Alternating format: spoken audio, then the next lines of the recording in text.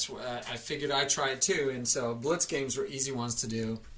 I don't care if I win or lose a blitz game. Rapid, I start caring more. Classic, I do care. And it's not my rating. It's I care if I win or lose. I mean, blitz, I'm just playing, right? I figure I already have a built-in excuse that I'm not good at speed. Oh, it's time to go.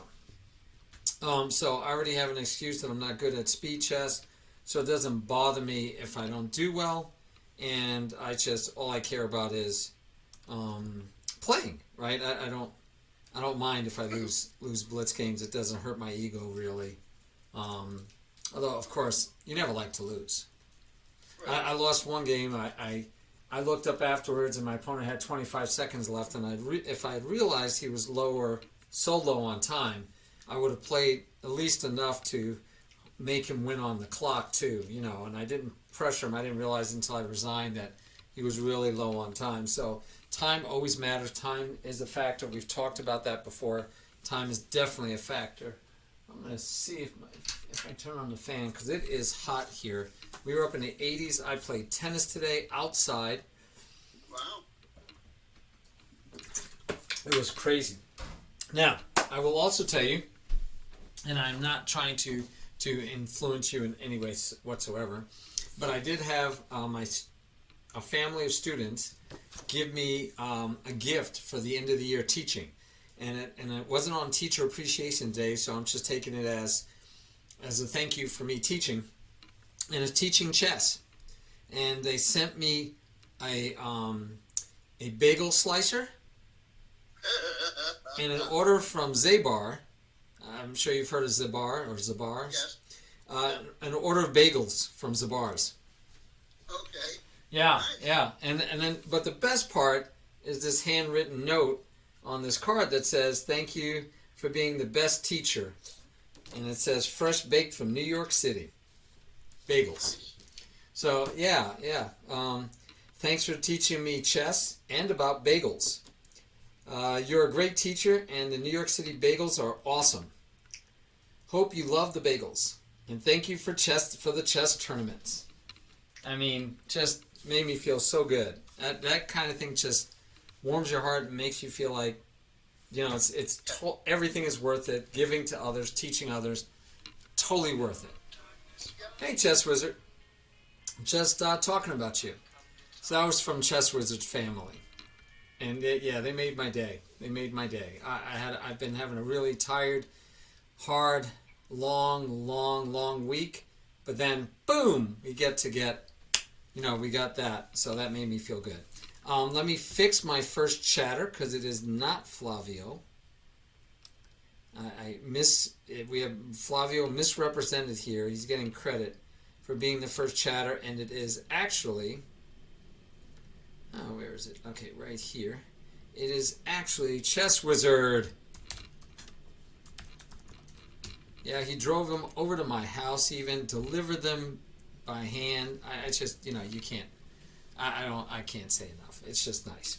All right, so I was just telling Murph, Chess Wizard, that he said that he saw me playing some games, and I've played 2 rapid games.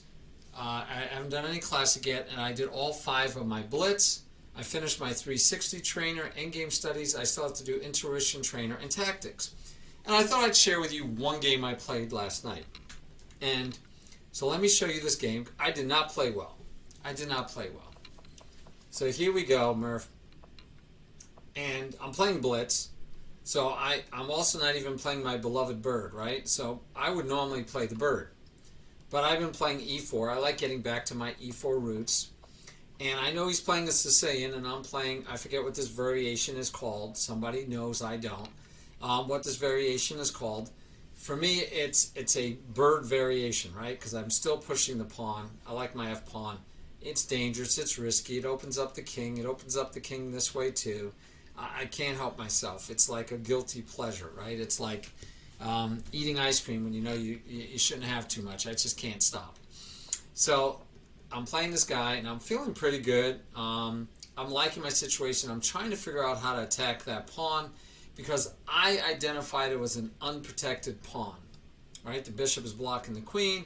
I'm thinking I want to attack that pawn. I'm nearly fully developed. and I didn't get fully developed, but I was like, I got to figure out a way to do this. And I did this because I'm predicting this, I believe, or the knight moving, or maybe I was thinking about blocking here, and then I'd have this square for my knight. Yeah, I think I was thinking go here, and if he were to take, I take back, well, he'd have too many pieces, so I'm going to eventually have to take this knight. Anyway, don't remember exactly why I did it, but I did it. Alignment, alignment, alignment, and then he pushes. And there is a simple threat of a fork. I saw this simple threat, Murph. I did see this simple threat. Remember, we're playing speed chess, though. I saw this simple threat, and I thought, you know what? I'll be able to, because I was going to push, I think, here. I'll be able to take here. It'll draw the queen here. Then I'll be able to take back. So I came up with this diabolical plan, right? If he takes here, he can't take there because the queen would fall. If he takes with the knight, I was going to take with the rook because he still can't take with this pawn because he'd lose his queen. And then the rest of my plan hinged on he would go here, I would take, it would draw the queen in, and then I could take this pawn attacking the queen and the bishop, and, you know, I'm thinking I'm there. I got what I wanted. And he pushed, and I took, and he took back, and at this point I realized, oops, that doesn't work. I've got 1, 2, he's got 3, so even if he didn't have 3, if he only had 2, it wouldn't work. So now I realized, ooh, I'm in trouble. I'm going to drop a piece to a pawn. And so I took the knight first, removed one of the defenders, and he replaces it with another one. So now he still has 3 on me. I still have 2. I'm about to lose a piece. It's a fact of life. So I lost a piece. I'm still going to play, right? Because why wouldn't you play? I mean, I do have 2 pawns. This is a double pawn, way deep. No pawn is going to protect it. I figure I should be able to win this pawn eventually. And then I'm up 2 pawns, right? No, actually, I'm not up 2 pawns. He's missing 2. Yeah, I'd be up 2. No, I'm missing 1 pawn. So I'm only up 1 pawn? Yeah, it looks like I'm only going to be up 1 pawn. 4, 6 versus 7. Yeah, I have 1 pawn. But, okay, I'm going to play it out. This is the part that gets me, Murph, and I don't understand it. Maybe you do. Maybe you can explain it to me. I did not look at the chat. But yeah, that's what I was going to say, Chess Wizard. I did not look at the chat. At the end of the game, I looked, after the game, he chatted something. So I went to look, you know, because usually people say good game, you know, well played. This guy, at some point in the game, this wasn't at the end, he says, I'm so grossed out. Now, Chess Wizard, you might have to be able to help me because I don't know what it means by grossed out. Grossed out usually means things like you saw something gross, right? Like a dead kitten. That would be gross or sad. You know, that I get the feeling like that's what grossed out means. But then he says, you play on down a full piece. And I'm just wondering, Murph, do beginners actually think that if they get up a piece that they should resign? You know, that their opponent should resign? Do they order... He's a 2,000 player. Yeah. At Blitz. And I'm like, what, does he think, okay, he means disturbed or agitated, I think? Okay. But still, you know, okay, so he's disturbed or agitated because I don't give up? What? That's stupid. I mean, why should I give up? I'm playing a chess game. Now, I can't let him go here, say check, and win my queen, right? So I have to block the pawn. So I make the only move possible. But I'm like, why am I going to give up? Why am I resigning? I don't understand why he thinks that I should resign and not make him play. I mean, that's what I get out of his comment, that he's upset because I didn't resign. Well, play, buddy. What? Win the game. You got to win the game. I'm not going to give you the game. No one's... And this is... I'm a little surprised at the comment given his ranking. Yeah, and so that's what is interesting to me, too. And just to be technical, it's a rating versus a ranking, but that's just a semantic. And you know I'm pedantic in the way I think. So I mean, you're right there. Yeah, it's a rating, not a, but it's a minor he's difference. 2,000. goes in. Yeah. That's, Yeah. So he's like, so he goes, so whatever grossed out means, if it means disturbed or agitated or annoyed, that I play on down a full piece. I'm like, okay, then you should destroy me, right? Because if you think I should have resigned, then you should destroy me. That would be the logical thing in my mind.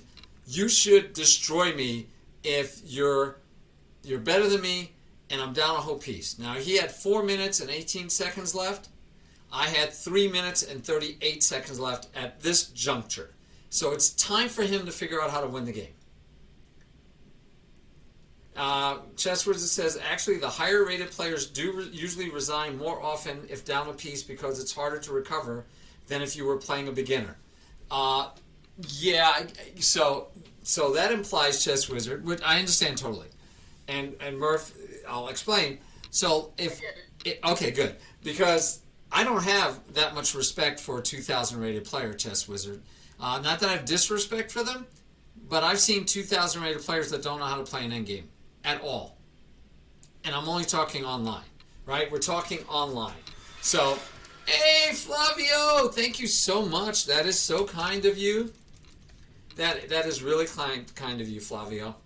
So we're having a lesson again. This is our in real life class lesson, and it's a little more laid back because two of my regulars couldn't make it. So Murph is he's my like legit guy that never misses, and so since he is here, we're still having class, of course.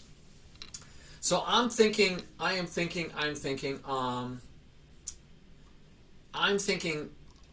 threatening here with the knight. I might be able to close this bishop off and make this bishop not very active. He can come out here, though. And I'm just thinking, I'm going to see what I can get going. I got an open file to play on. I got a queen that's out. You never know. And it's blitz. Why in the world would I resign blitz? It'll be over fast anyway. Right? I mean, why would you resign? So, he did a good move because I'm threatening here because the queen can't see the square. So what does he do? He moves so that the queen can see the square, simultaneously attacking the piece that's blocking this pawn. Very good move. He's a good player. He's 2,000 and change. And so here we are, and I throw in this pawn move. Now he could have just taken it, Murph. I could have then pinned his bishop and try to win it, but it doesn't work because he could have just taken here. I could have taken back with the rook to chase the queen, but all he has to do, I can't move here. Ooh, but he can move here, right? So let's go through that scenario. If he were to take, I would go here. Now I could have tried to take first and then go here, but then his queen can run away back to this way, right? Or even over here. So anyway, I think this is what he was a little bit worried about, but I don't think it works because you just take here. I can take here, and he can protect the bishop. Granted, I can try to attack it again, but how? Because if I use the queen, he still gets this check, and then he gets to push the pawn and win the exchange because the bishop's holding. So I can't move my queen still. I don't have a way to attack his queen, right, to bother him. I could take this pawn is the best I could do right now. He'll be able to pile up. I mean, he's still up a whole piece, but I can see, and by the way, now the bishop can leave.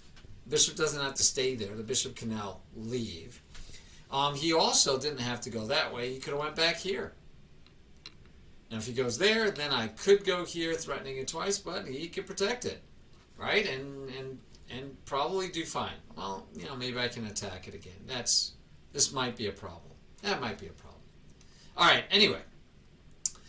Regardless, I saw this as an opportunity. If he took, I was going to pin it and just play the net. I'm only thinking 2 moves ahead. I'm not thinking deep. I am playing blitz. In blitz, I'm happy to think 2 moves ahead. So I'm already down a piece. That phantom thing where I thought I could take that center pawn and keep him from forking my pieces. I was wrong, so I do this. He decides that that's not a good trade, so he backs up and holds his piece. Well, now I get to play chase the queen, right? The knight holds it. I can play chase the queen. Queen has to move. and now I take the pawn finally. So now I am up one pawn. I still... Ooh, why didn't I just do that? Ooh, Murph, look what I missed. Yep. You see it now when there's no pressure. I didn't realize this. I think I didn't see it because I did not expect his queen to go all the way back. I think I expected his queen to go here or here. You know, not there. That would still be bad, but not as bad, actually. Wow, I totally missed. I could have just won his queen, and then he could have resigned. How did I miss that? That is sad, but it's blitz. Now, I still had 3 minutes, so that's terrible. I'm sorry, Murph. I should have seen that. That's a free queen for a knight. Wow. That's sad. I'm sad that I missed that. So he took the knight, and so now he's still up a lot of piece. He's got material on me. But I'm going to play it out, right? And like I said, I'm thinking he might be good, but does he know endgames? Because I find that even the 2000s don't know endgames that well. And so we play it out. We get that pawn, we get the queen, and we're going to protect. And we get to a position where, yeah, he doesn't know endgames. So now I'm threatening the queen. I get the queen, and he's now down. Now he's down the exchange. And so, and then, I think he resigned. Yeah, he resigns. Why would I have given up? And what's sad is not only shouldn't I have given up, but as we saw, I had a chance to win the queen. Like we've talked about, Murph, and this is, I actually agree with you 100% on this one. At your level, my level probably, for sure, I don't know if my level for sure, but definitely at your level, knights are more dangerous than bishops. And here's another example where he doesn't trade his bishop for the knight early, and now that knight has a great square. And I should have just said, thank you very much, and won the queen. And like I said, he could have resigned. I just missed it. I shouldn't miss stuff like that. I really shouldn't. Totally agree, Chess Wizard. Check for checks. But again, I think my thinking was play chase the queen. When the queen moves, then I'm going to, and I think I actually was, no, he couldn't go there either. So I don't remember where I was thinking his queen might go, because if his queen went here, I could have went here and won the rook. And obviously if his queen goes here, I go here. If he goes here, though, I didn't have a good check. But if he goes here, then I think I go here to block off the bishop. Now I'm threatening to go check and win the queen. But unfortunately, yeah, I wouldn't be able to win it right away. So here would have been safe for the moment, even though it probably isn't a good idea, but he just takes and it doesn't matter. But he had here, here, and here, here, here. So this one is bad. I don't like this one. This one allows me, if he goes to this one, I get to fork here. If he goes to this one, I get to fork here. And yeah, I just didn't pay attention. I was like, okay, now I can take the pawn. And I should have, oh boy, I should have just forked his king and queen. And this is back to the point also, Murph, where I said I don't have that much respect for a 2000 rated player, because I gave up a pawn. I mean, I gave up a piece, so I don't have to respect my own rating. But then he's giving up, look, I mean, he's giving up a simple fork that I missed, but he's giving up a simple fork. And so I'm not impressed with 2000s. I'm not impressed with 2100 yet. 2300, I start getting impressed with. 2300, I'd be like, oh, I should lose this game. Anything under 2300, I think I have a good shot to win the game.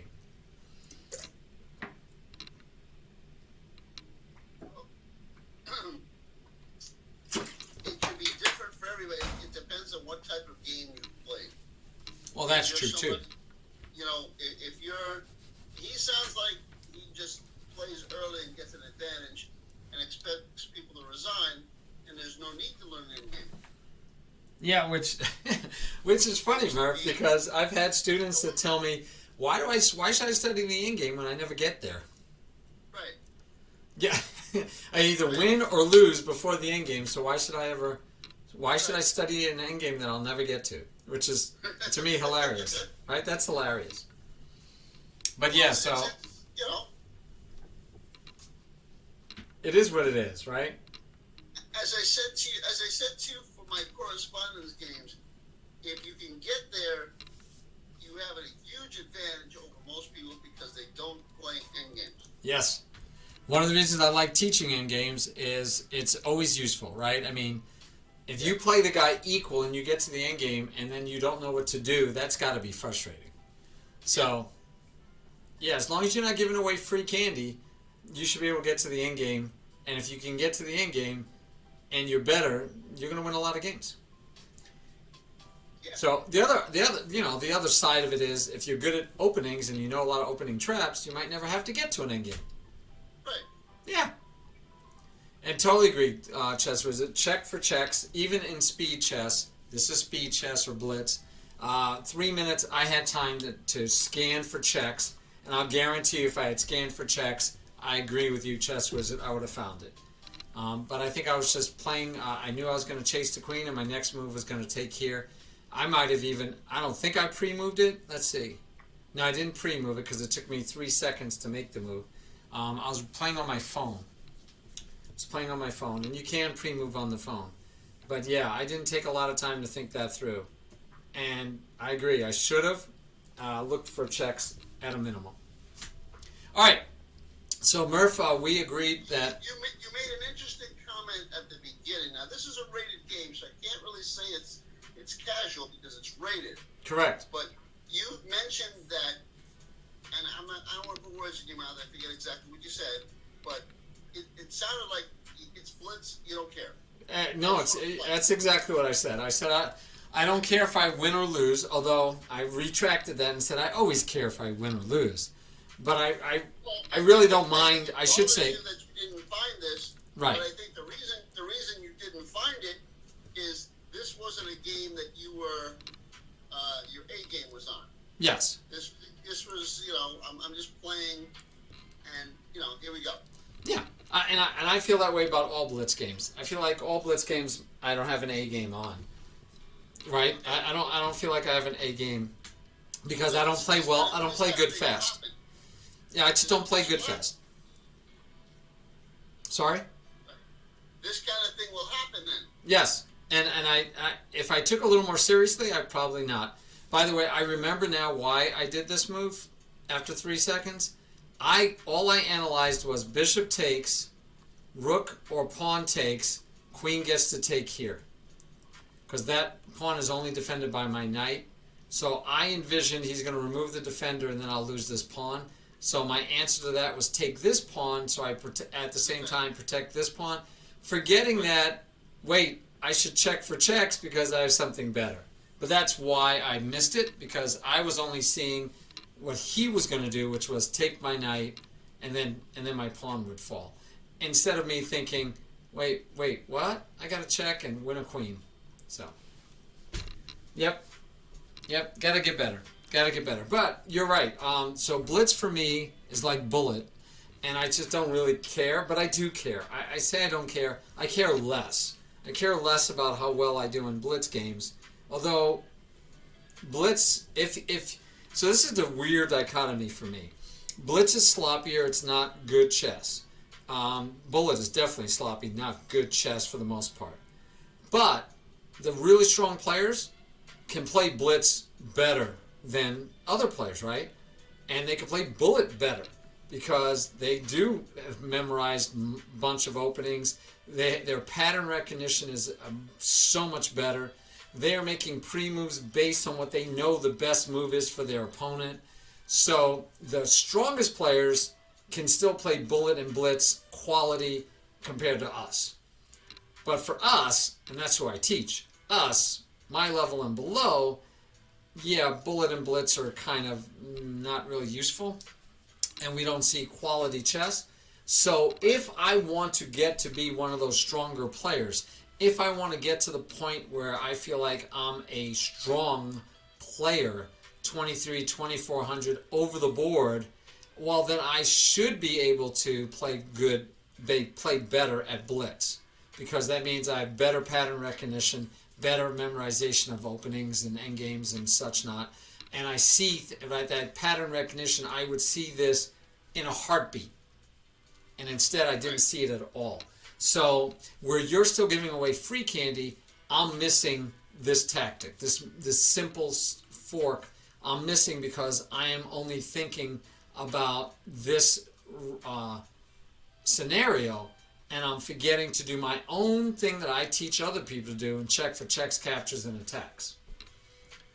So yeah, that's why I've said before, I need to eat my own cooking.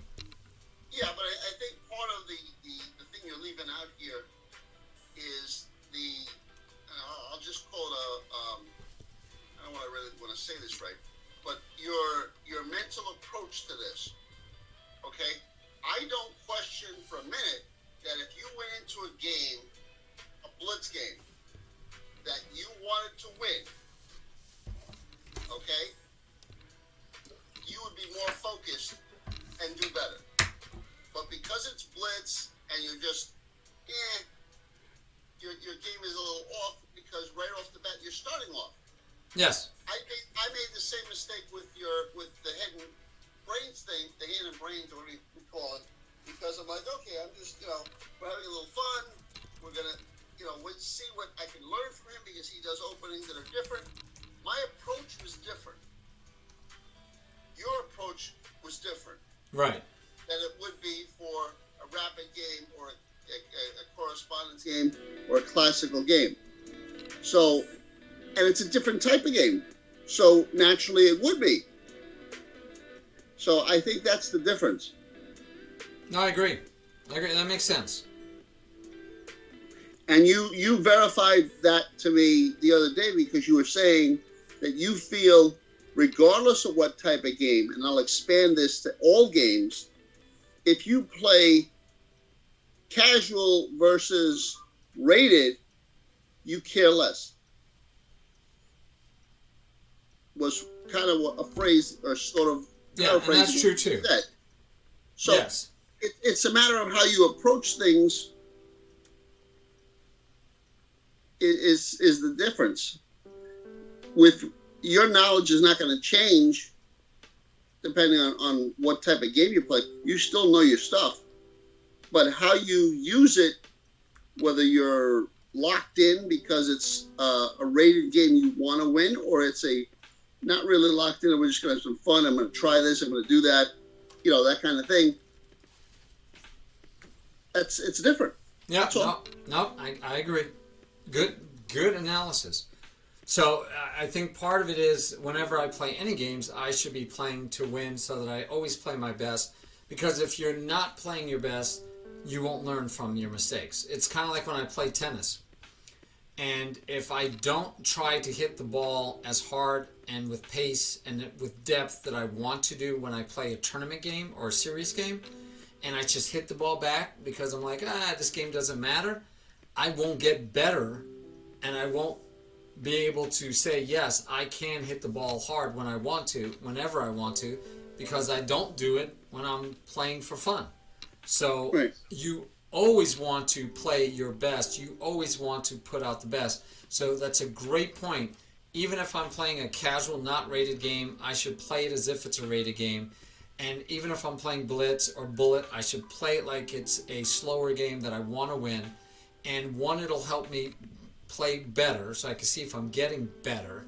Two, it'll help me with my confidence and relaxation when I do play. So what I'm saying is, let's say when I play casual, I relax and I don't care and I'm relaxed.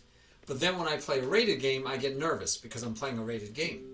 Well, if I play every game the same way, I'll be nervous to start, right? The first few times I play casual games, if I'm taking them just as serious as a rated game, I'm going to have that nerviness, that anxiety. But if I do enough of those games, I'll stop being anxious. And I'll be relaxed and go, yeah, I've done this 100 times. I've played this type of game 100 times.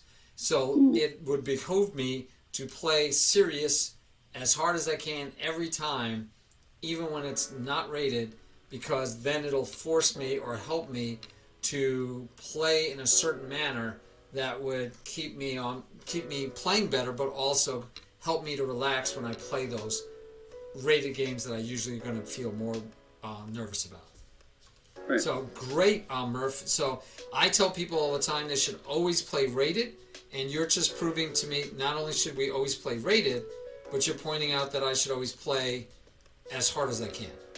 Right? Always play. If you want to try and get better, is what you're saying. Which now, I'm all about. Yep.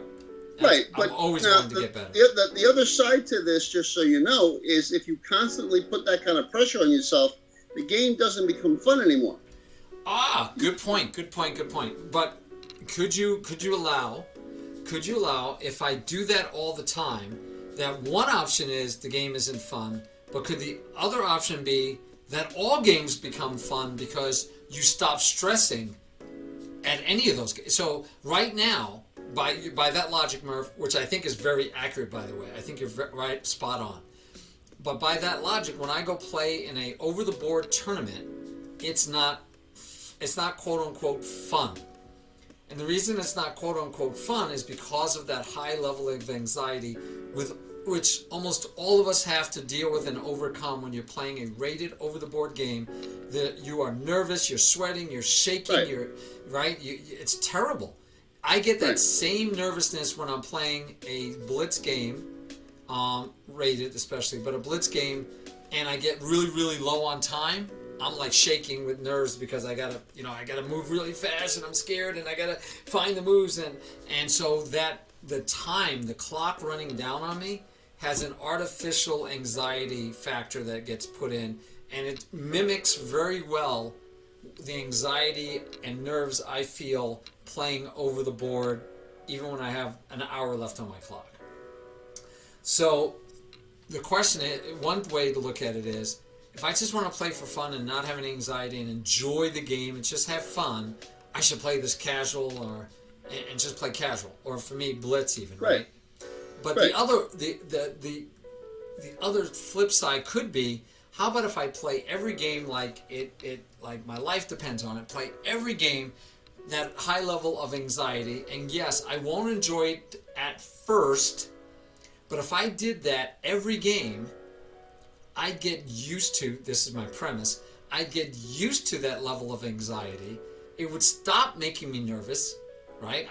I like to think that even playing in a big tournament, that Larson or Nakamura or these guys, they don't have the nerve problems I do. They might have, this might, doesn't go away. If it doesn't go away, then I'm all with you. Then I'm 100% on your camp. If I can't get rid of the anxiety by practice, then I might as well, save those casual and blitz games for just fun. But I want to enjoy the game at a tournament as much as I enjoy playing here online. And none of these games matter. Even the rated games, even the rapid and slow games don't really matter. So they don't generate the same level of anxiety that I have playing over the board. So they still don't reach the over-the-board anxiety, but they get closer if I'm playing like a slow time frame. So I'm wondering, this is a very interesting question that I think I'm going to test.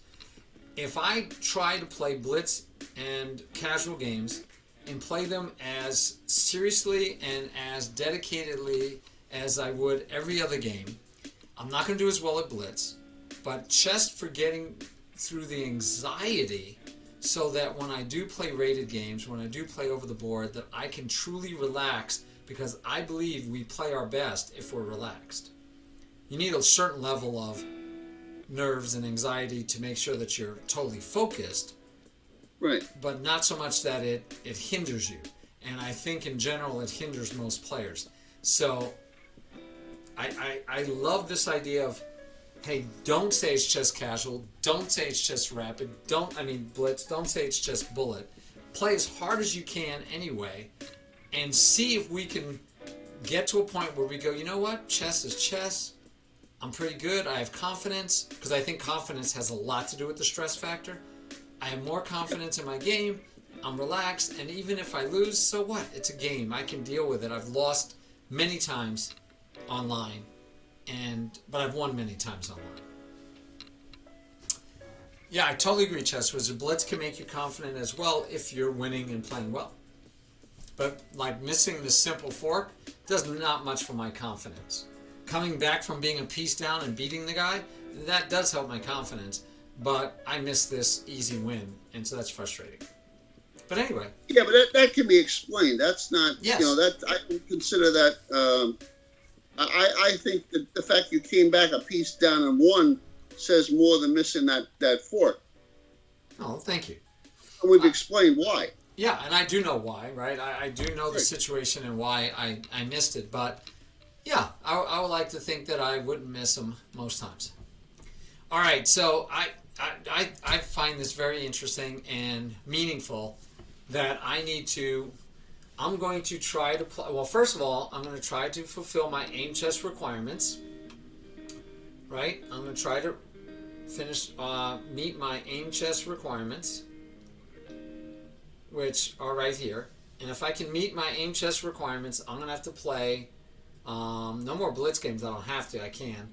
But I need to play 3 more rapid games, play them with the pressures that I expect, and try to deal with the anxiety and the pressure. Then play classic games, same thing, and continue to do that week after week so that I get to the point where I'm relaxed, even in the face of what normally would stress me.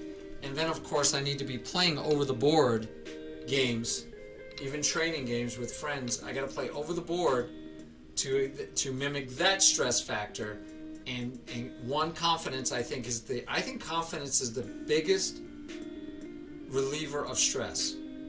I think you'd have less stress the more confident you are. Now, granted, you could be 2400, you could be an IM, sit down and play some young, low-rated person, and you can have stress because you're like, well, they're good, I can't lose to this kid. I'm going to lose like 100 points, whatever. Not that much, but you know what I mean.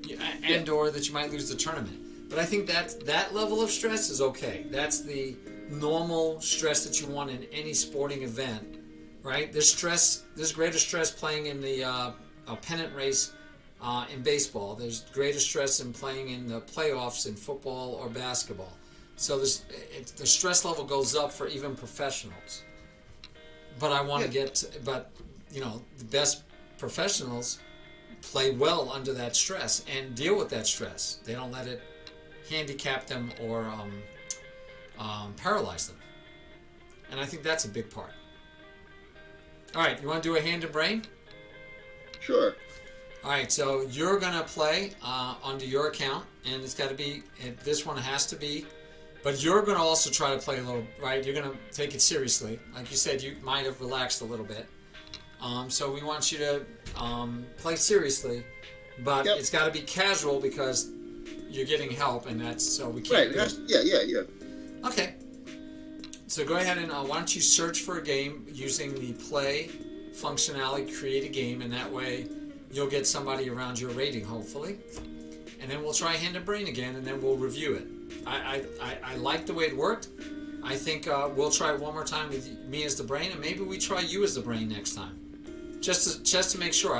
I know you think it works better with you as me as the brain. I agreed with you the last time. It seemed to work better. But I think we should make sure that there isn't, that we're giving it a fair shot. Do we have anybody out there? No, I think you should just go search for a game. Okay. And then you do that by going to play, create a game. And then make sure it says unrated, and you can either make it random or you can pick your color. This is one time you can.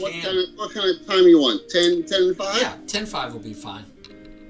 Even though you were close on time last time we did 10-5.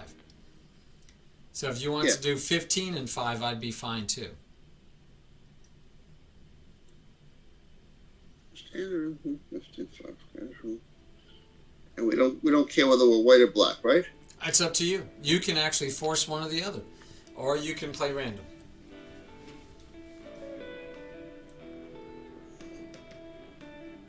I'll let you choose. If you want to practice with a certain color, pick a color, because we're going to go over the game afterwards, so it can be useful. No, it doesn't.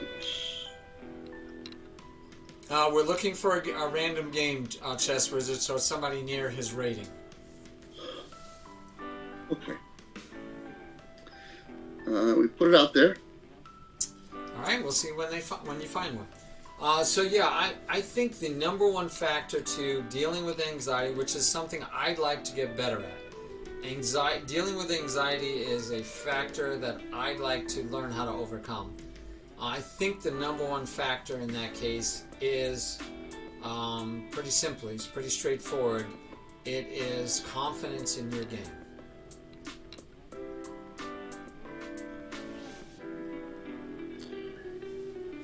So no game yet, huh? Not yet. There we You go. got one now. All right. Yep. Pawn.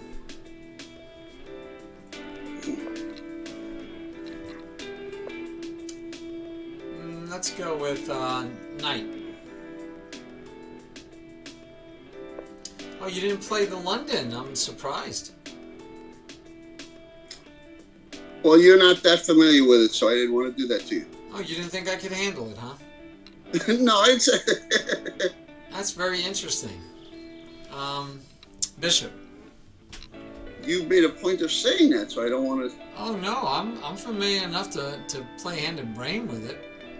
I didn't know that. Okay, Oh yeah.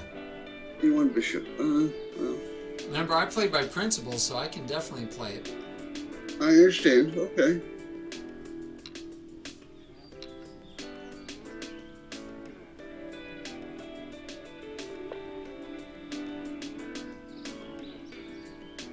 And you're going to take this one a little bit more seriously than last time, right?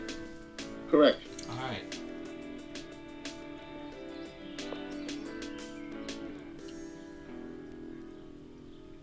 Knight.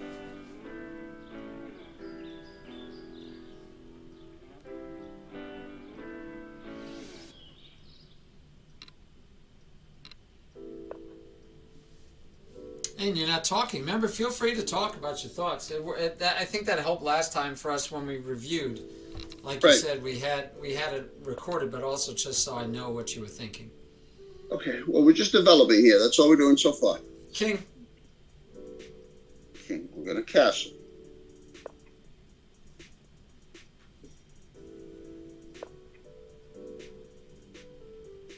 He's got a few pawn moves. This guy. Okay.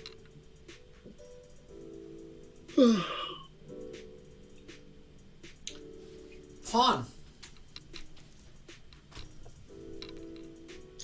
We'll open up the bishop.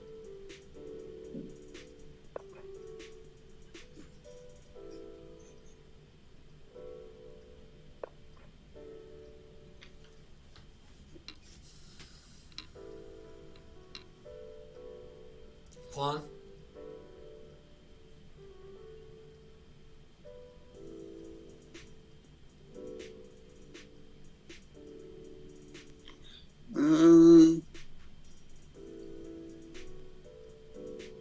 Well, I guess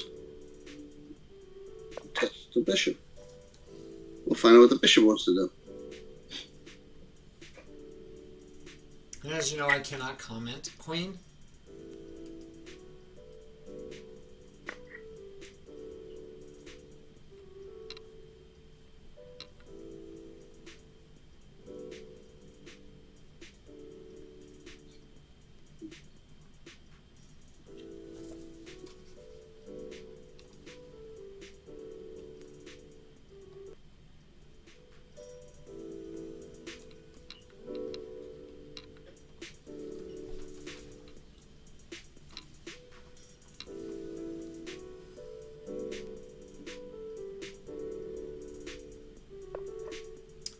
Pawn.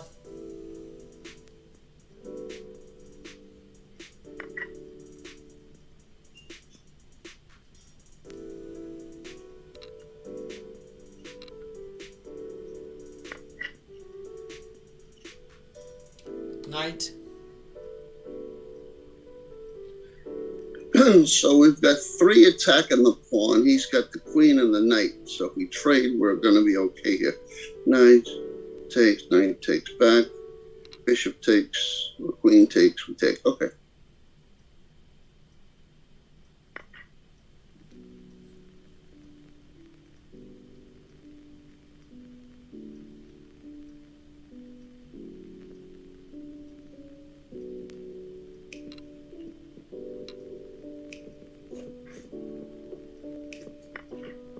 Bishop. Okay.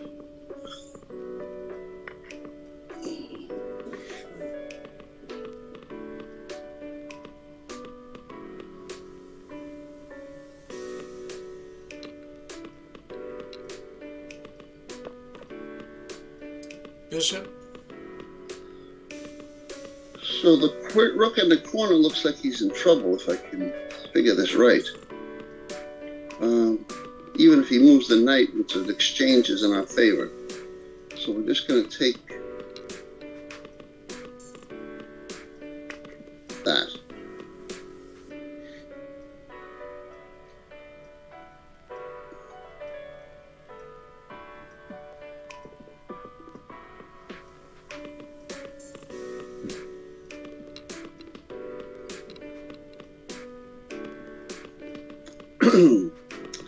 We actually have the queen backing us up, so even if we take the rook, he can't take back with the queen because we get coverage.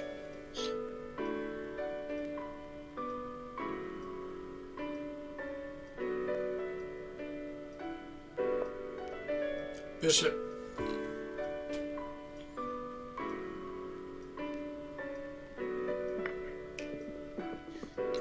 You may not see that.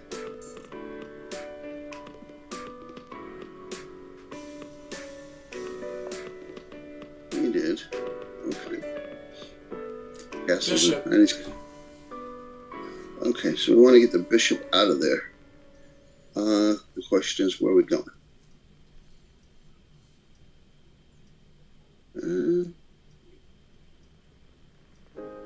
Well, we'll give him a check.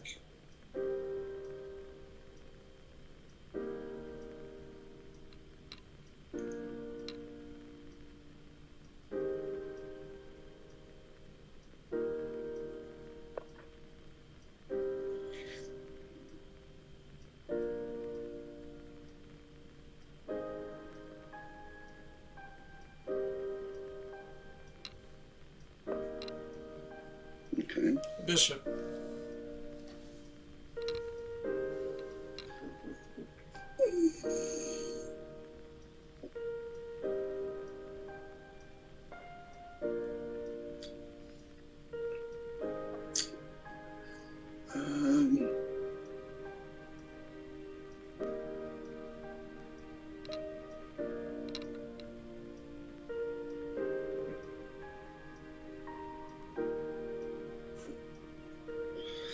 I'm not sure what you have in mind here, but we're up material, so let's see if you'll trade.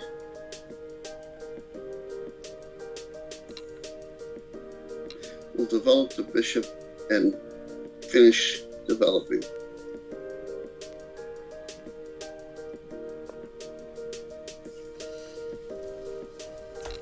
And guys, he can't see me, but he can hear me. So I'm not saying anything, of course. Who's he? You. Oh, okay. I was talking to the chat, so they know Okay. that you can't see me, but that because you're not, my camera isn't on Zoom and it's not on the window I'm sharing with you.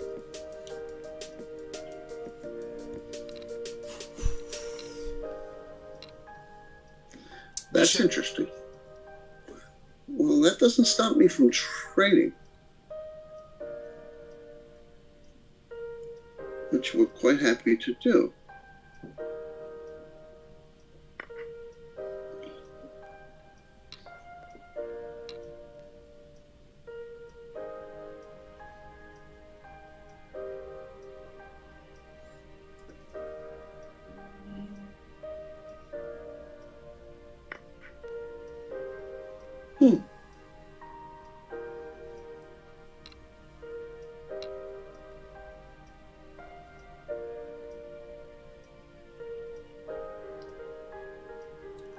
Pawn.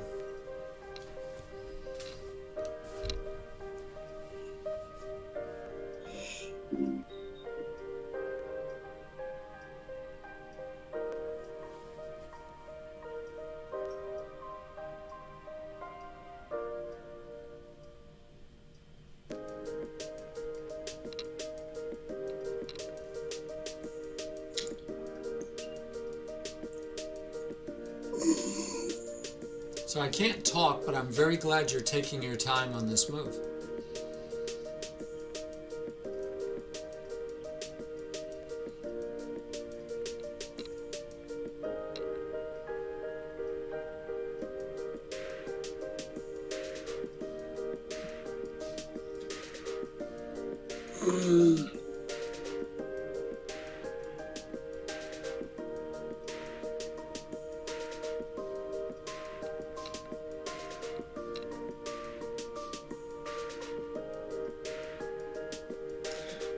I will admit I don't know what you want to do here, so we're going to Well, go you with... have 11 minutes, so take your time and go through your litany of things that you should go through and find 3 candidate moves, all of them with pawns, and then Right. pick Well, the best we're one. not moving any of the king's pawns for protection. If we go with the A pawn, we're just going to give that up for nothing. I don't see the point to that. If we go with the B pawn to chase the knight, same situation. So it may be a setup here when we move one and then bring the next one up. So we'll go with the protected one. Well, actually, that one's protected, so if you wouldn't take it, but it doesn't really do much of anything to go there. So we'll go here and anticipate B4 next. So did you look through all of your choices, or did you just make a move? No, I went through my choices. As I said, the 3 I can't You move. didn't go through your choices. You had 4 pawns there. You only looked at one move with the A pawn, one move with the B pawn, and then you came back to a new move with the A pawn. And you missed that move. Okay. That was the move that I was trying to get you to keep him from doing. So how do you think you could have kept him from doing that? B3. Yeah, you never looked at B3. B3 keeps his knight from going to A4, and it keeps his queen from taking the pawn, and everything is nicely protected. So it's just interesting. You know, I'm trying to learn with you, and that was interesting to me that you made that, you know, you missed that possibility. All right, bishop. Enough talk. Let's get back to playing. Bishop. I guess I should have said the things I wanted you to go through, which I couldn't tell you, but you should be going through what's under attack also. Remember, checks, captures, attacks, and then what is my opponent threatening? And I didn't hear you do checks, captures, attacks, nor what your opponent's threatening. You just thought about, oh, if I move this pawn, if I move that pawn, right? You should just look for those general things every time anyway. Make sense? So you can do it again. Checks, captures, and attacks. That's all I'm going to tell you. And what is my opponent threatening? Make sure you cover all 4. Well, the king's on a dark square, the bishop's a white square, so it's not a check with the bishop. All his major pieces are on dark squares, so we're not threatening anything with the bishop. It's again light square, dark square.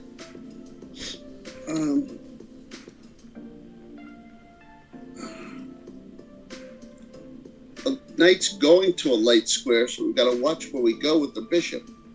So this is interesting.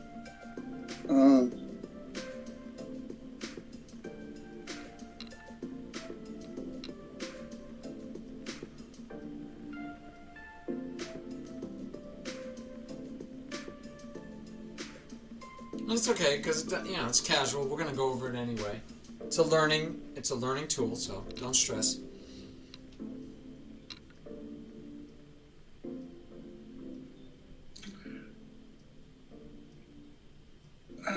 Well, let's see if we can trap the queen. How about that?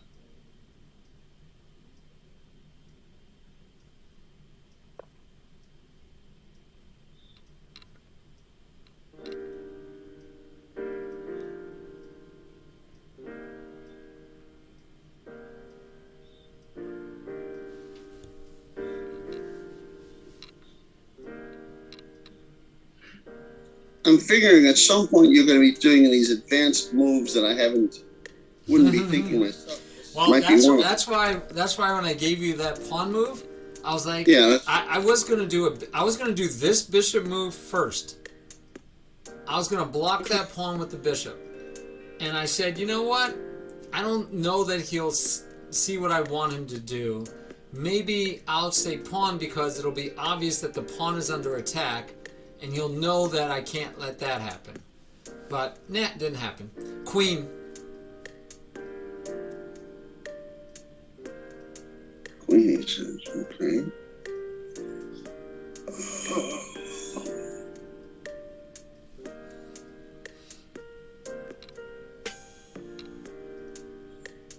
And the only thing I'll say is, remember, you have time. Well,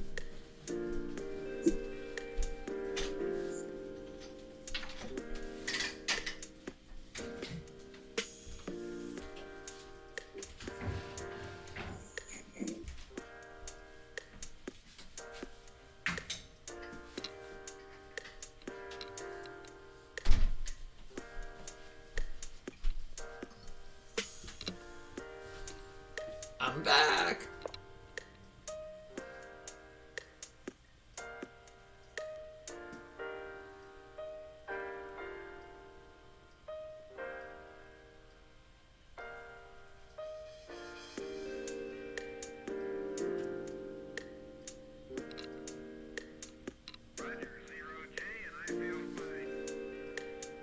Discovery Houston, press to ATO.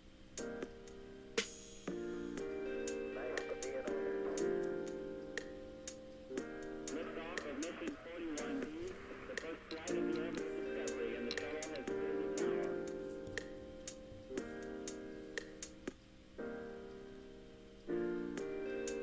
Three, two, one, zero, zero, ever.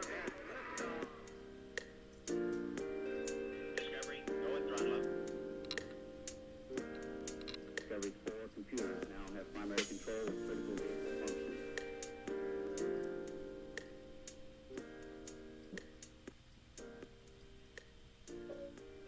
Ah, game over. All right, so we should definitely analyze this together, right? okay. All right, so if you look at your shared screen, Before you do that, yeah, overall, what did you think? I don't know overall. I mean, I don't know. I didn't think overall. Okay. I think I might have given you too much hints when I was telling you to think and slow down and all that. But other than that, that was my fault. I think I may have given you too much. I think you did great. I think you did much better. I think it's humorous that that you're worried about me knowing the openings.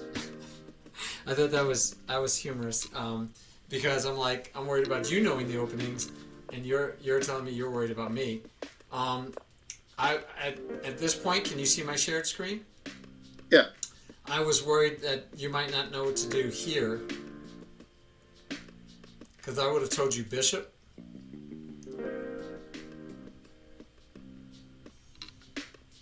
What would you have done if I said bishop? Yeah, that was my worry, because I would have Yeah. wanted you to take here. Okay. And I didn't think you, and then I would have said queen, and I didn't think you'd know to do these things. Actually, is that right? No, I think no, I would have said knight. I would have said knight, he would have done here, and then I would have said queen, and I would have wanted you to go, if I remember, I'm trying to remember what is correct here, here. So there's no way I would have thought that you would have known this line. No way. And if you went here, I would have said knight. It's a variation from the. Vienna game. No, I don't do the variant. I don't do the Vienna, but Yeah, you did. Yeah, you did. You're lying. I did 'cause today. this is- Right. You but played the Vienna. The what do you call it? The fried liver. Oh, no, it's not a fried liver. Fried liver, the knight takes here, or the knight gets Right. here first. But the, so it's the queen not, move. The queen move here. There's a counter to the fried liver where they attack, and you have some of the things you're talking about there. So I saw a similar thing. Okay, but this is the Vienna, by the way. Correct. Yes, Okay, so I you, do know that. so you did play the What Vienna. what I meant is I usually don't play it. Yeah, so this was all fine. Here I was thinking actually all the way because he has 2, you have 2. So I was thinking you go all the way and have fun. But it was okay that you didn't see that and you only went 1. I was okay with you going 1. I was okay with you going 1. And then here, yay, exactly what I wanted. I wanted you to put the question of the bishop. So the only move so far that we're on at odds, because the bishop move was exactly what I wanted, the knight move was exactly what I wanted. I was actually very happy you played the Vienna because I play the Vienna. And the queen move was mandatory. And then you did a very good job when I said pawn of calculating. Now, even if you didn't calculate, once I say pawn in this situation, unless you see some like way that you can attack a piece, your piece is under attack. So if you move any other pawn, you're going to lose this piece for a pawn, right? Right. So you kind of were forced to take here. But I liked it that you calculated all the way through. And I did want you to take with the knight first. And of course, when I say knight, again, if I said bishop, you could have thought, well, maybe I'll say a check, right? You could check for checks. But you should have taken if I said bishop. But better is taking with the knight first, because as you saw, now we end up with this pawn being under attack and checkmate being threatened. Now I heard you talk about this pawn. I don't know that you noticed that you were threatening checkmate if you take with the queen.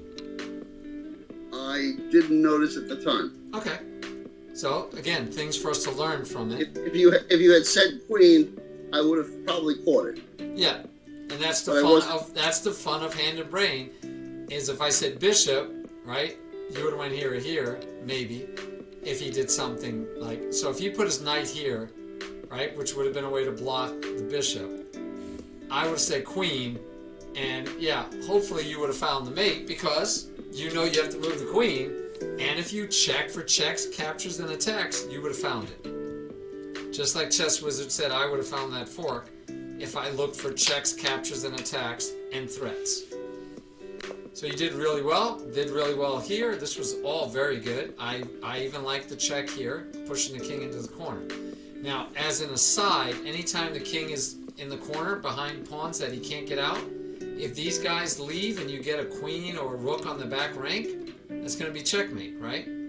Right. All right, so it's just one of those things. When you see this situation, it should be going through your head, oh, I might be able to get checkmate. This is exactly what I wanted, to trade the bishops. The other one, if you had done it, if you moved the bishop back here, I would have been quite fine with that too. But this was what I was thinking. He didn't trade right away, and I said bishop. Now I would have again been fine with this because the queen, remember we did a double attack? He's doing a double attack. Right? He's attacking this pawn as well as threatening here. Now you have 1, 2 protecting, so if he takes, you can take back with the queen even, or the pawn. So the real threat is this pawn is hanging afterwards. You take, if he takes, he gets this pawn. So he's winning a pawn. You might say, it's just a pawn, I'm up a whole piece. But yeah, do we want to give away anything? No. So my thought was this bishop, actually. And I'd let him take. I think I need to get a little stingier, because that's why the B3 move didn't really excite me. Okay. So here when I said bishop, though, I would have been very happy with this bishop. And the reason is, when you took, it activated the knight. Not that the knight had any great squares, but it activated the knight better than where he is. Remember, knights are not good on the 1st, 2nd, 7th, or 8th ranks, right? Right. Correct. All right, so we pulled the knight from a 2nd rank where he's not doing anything to the 4th rank where he starts becoming better. And we did that by taking. So yes, I'm willing to trade, and you were like, you said it doesn't stop me from trading. Spot on, but I liked the bishop first because there's no reason to rush. He still can't move the bishop without trading because then he'd lose the queen, right? He put himself in a pin.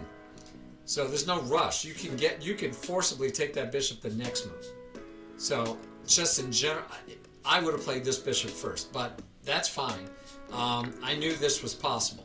If he took with the queen, he's still only attacking your bishop once, but the real threat is this pawn. And right now, the real threat is this pawn if he takes with the knight. And he did.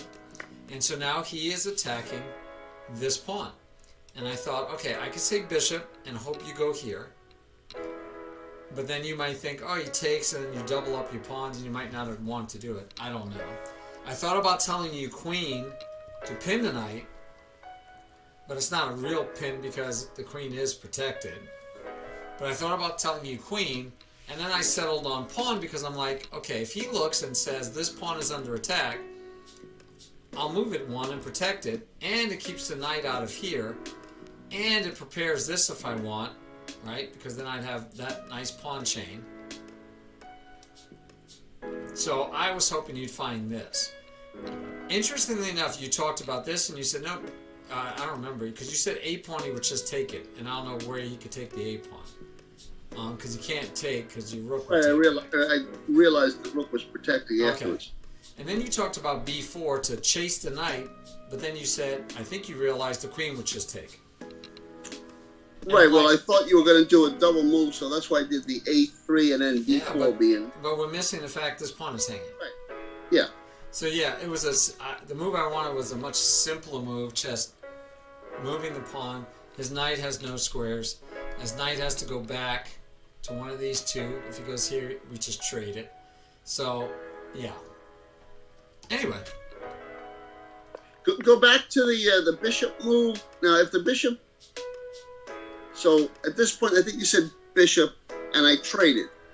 But if I had gone to b3, if he trades bishops, better go with the pawn or the queen? Up to you. Up to me, okay. Yeah. I mean, if I had said queen, you would have known to use the queen. Right, But okay. right now, I'm like, right now, I don't care. This gives me two attackers on that line. Right, but for a regular game, what would you say? I don't know. You're up a whole piece. You're up a whole rook. So probably Right. simplest is just to trade it, because if he does Get the this, queens off the board. Yeah, yeah, okay. and you That's what I got thought. one. You have a pass pawn here. You have a potential pass pawn. You have another potential pass pawn. You're dominant. Right, okay. And if he came after you, bishop, I'd be like, please take it. I'd be like, please take it and open up my rook.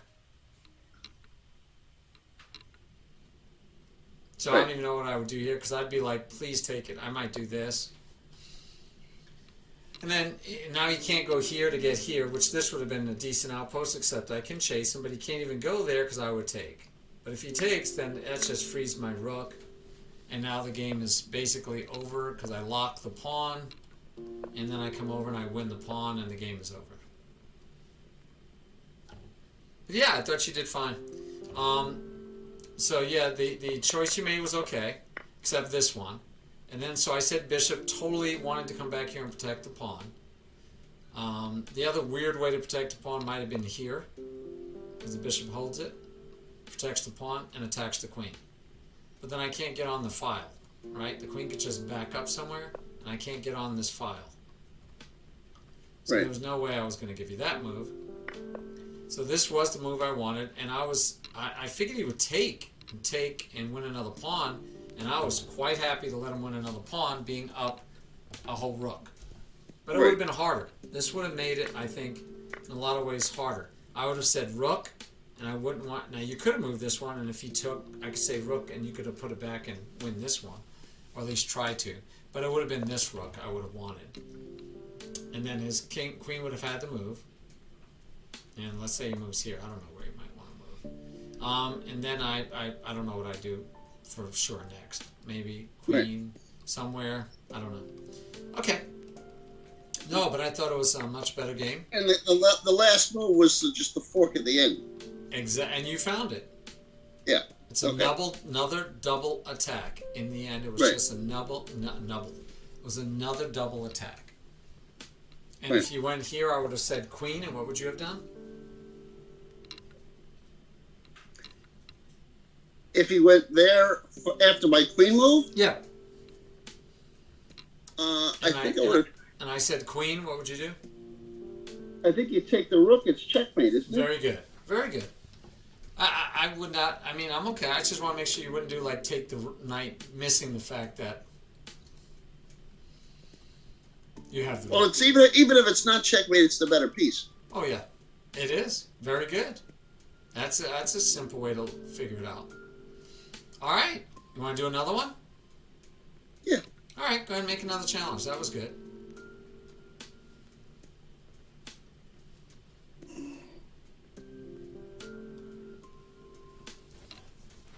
And yeah, don't worry about playing any opening. You play whatever you want.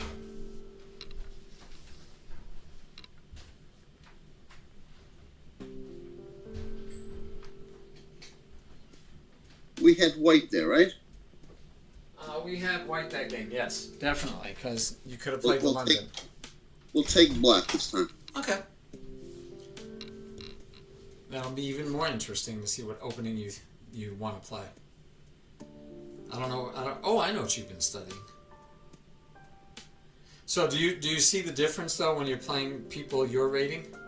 That it's fairer for you to find the moves that you would normally be playing. All right. Pawn.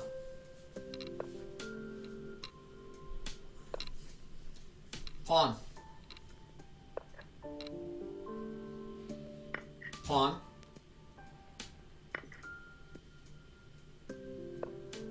Bishop.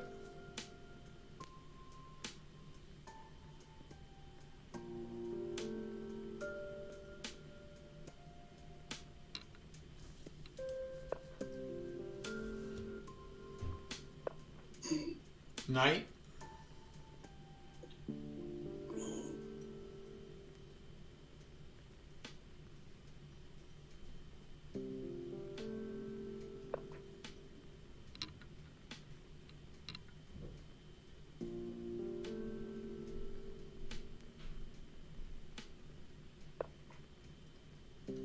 Pawn.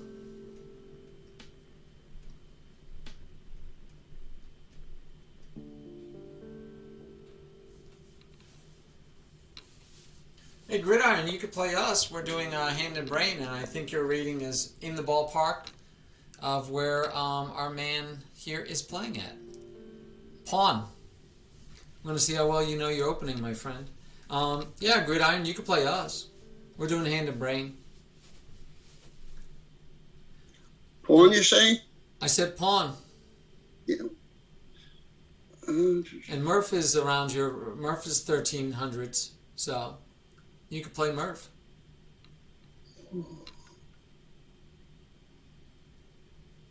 Yeah, it's a game called Hand and Brain. I'm using it as a teaching tool. You could also just do it for fun.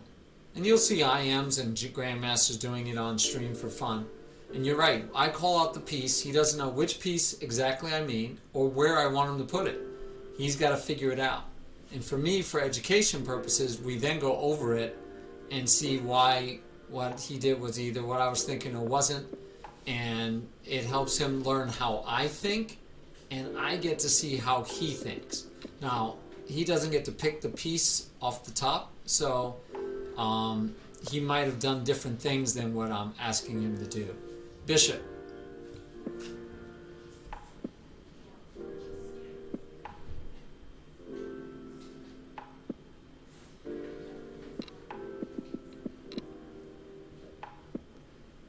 But yeah, you could play with us, and funny is if you listen into the stream, right, stream snipe a little bit, which of course you should mute us, but if you did listen into the stream, you'd hear me tell him what pieces to move, and you'd know at least what piece he's looking at moving because of it, so it'd be kind of funny.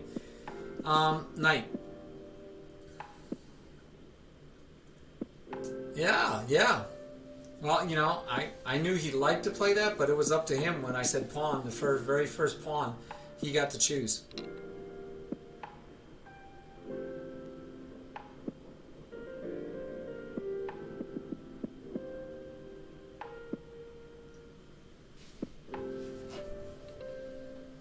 You notice he's thinking hard, which is good. I'm not thinking at all, right? I'm just throwing out pieces really quick. Which I don't know if that bothers him or not. Maybe if I called it out slower, he might feel more comfortable. I think sometimes it might make the hand nervous if the brain is throwing out moves very fast. I don't know. It tells me how far I have to go. Queen.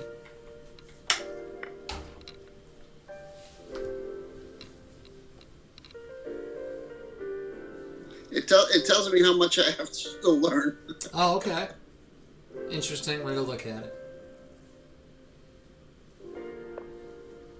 Bishop. Well, some moves just feel automatic, Gridiron and Murph. So sometimes I don't take time because I feel like it's just Well, automatic. some of it is.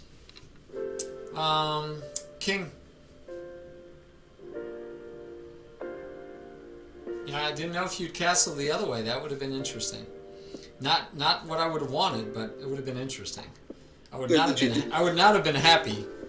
Neither. Yeah. Well, there's nothing over there, so we're not going there. No.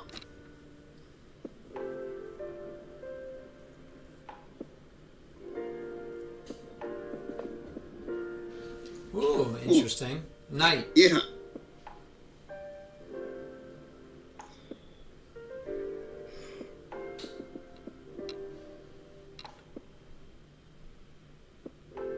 Yeah, I don't think so, Gridiron. I don't think he would have been happy either if he long castled. I agree.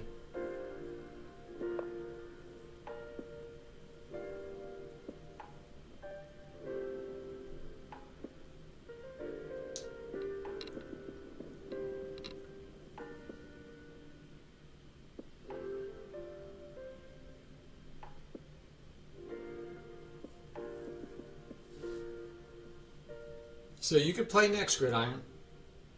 We should definitely have time for another one.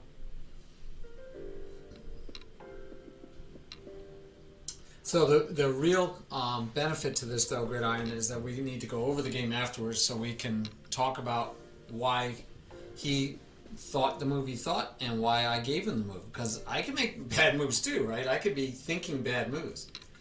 Sometimes when you're the hand and the brain gives you a bad move by picking the bad piece, you got to find the best way to survive, right? You got to find a plausible alternative than what he was thinking if it's a mistake. So Murph probably just trusts me right now, but really he probably should double check and make sure that I'm not giving him a bad move to make, because you never know. Queen.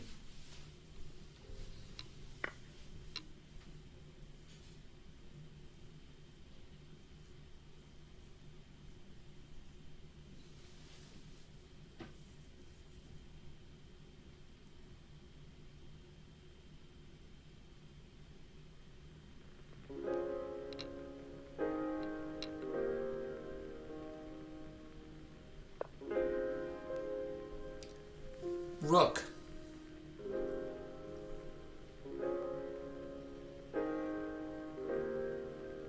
And I asked Murph to usually think out loud, not so that I can benefit from it in this game, but so that we can hear his thought processes. Open file. The question is which one? We'll Because keep that way, that when one. we go over the game, we know what he was thinking. Because otherwise, he's got to remember what he was thinking, and that's hard. That's really hard. So it's a lot easier if he tells us up front what he's thinking.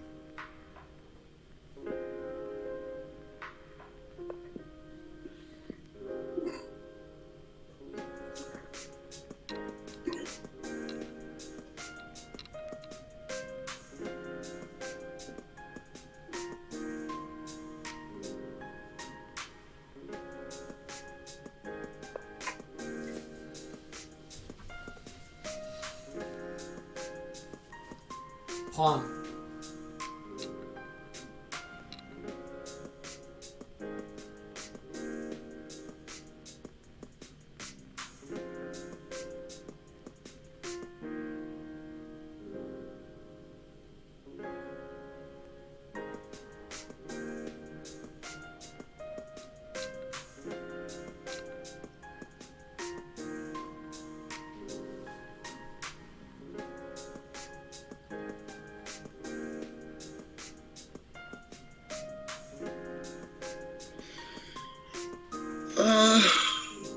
E-pawn we could trade.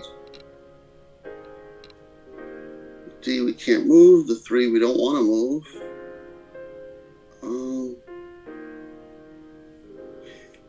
past, whenever they've moved the pawn, you've blocked them. So maybe we're thinking that. So we're going to go with that idea.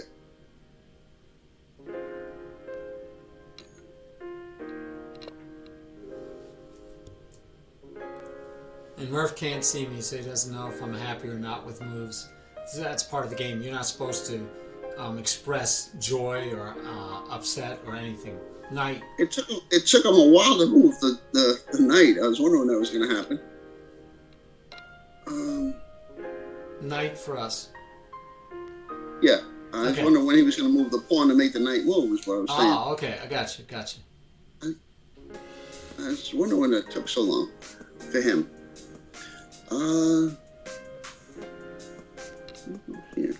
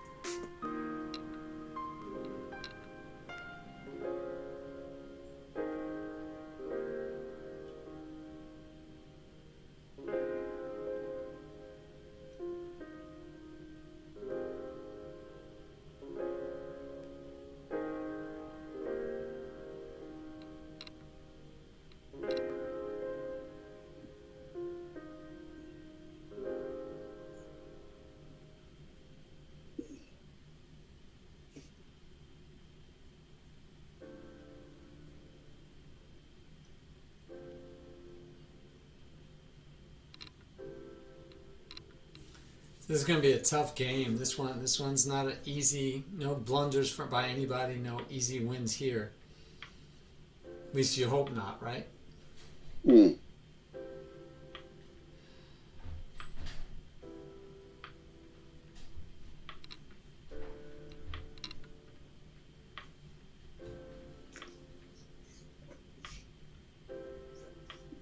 He's not developed, so that's an advantage if we can get a move here or two.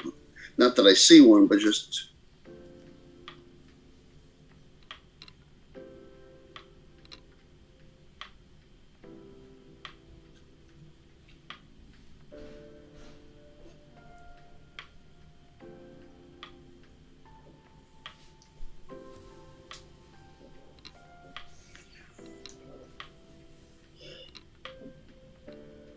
you may get a resignation here. I don't think so. Unless he's totally confused about what to do, I don't see why he would resign. Well, he's kind of locked up. Yeah, that's I see a good move for him right off the top, okay. which you should be able to find too. It's a pretty obvious move to me. It says the man in 2000. He's lost a lot of time already, so that tells me he's Yeah, but not so sure. he's still close to you. Yeah, he was way ahead of me.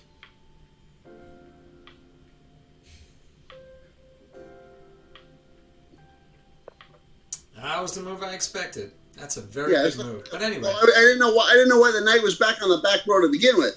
Queen.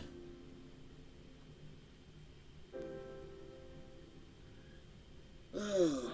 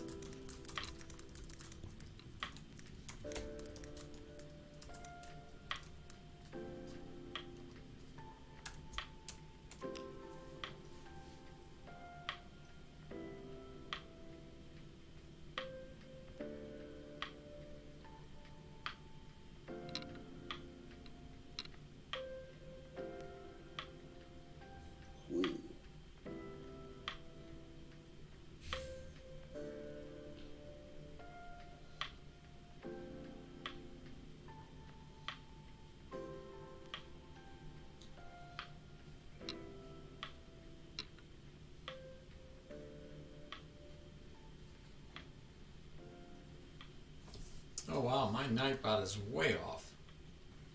Let's update my Nightbot. Whoa, my goodness.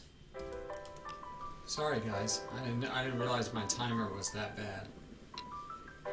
It is definitely not a qualifier tonight. It is a real life lesson.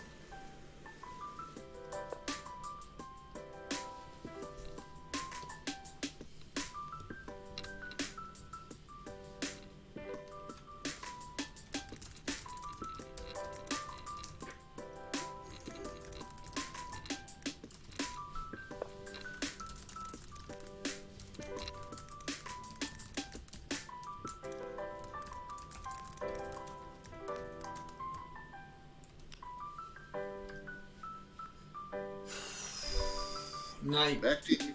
Night, he says. Okay.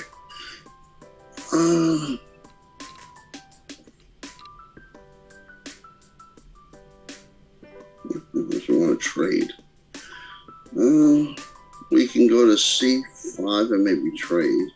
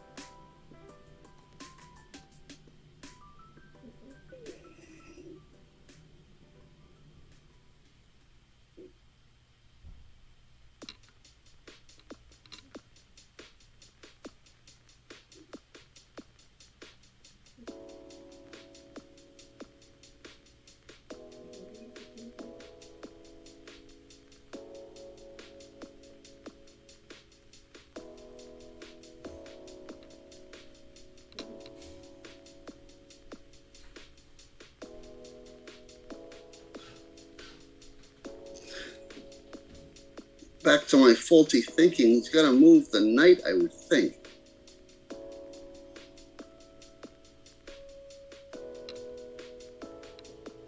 Well, he has other choices, right? So you can think about what other choice, like that. See, he has other choices.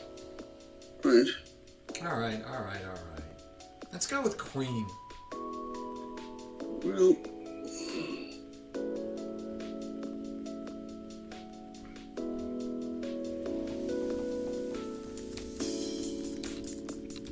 this is kind of what we were thinking.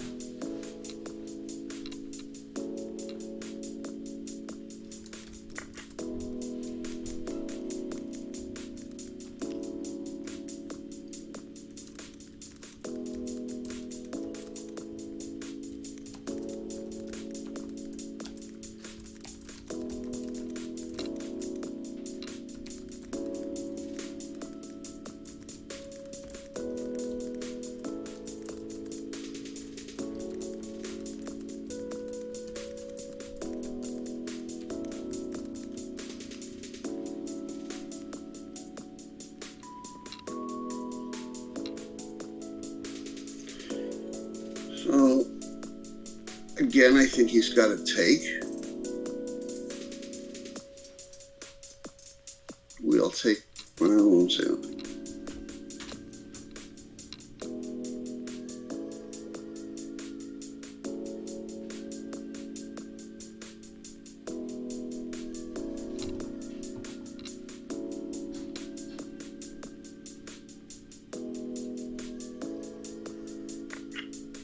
Right.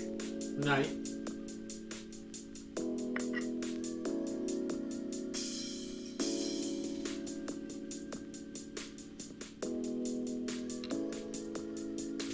Now, if he gets lazy here with the rook move,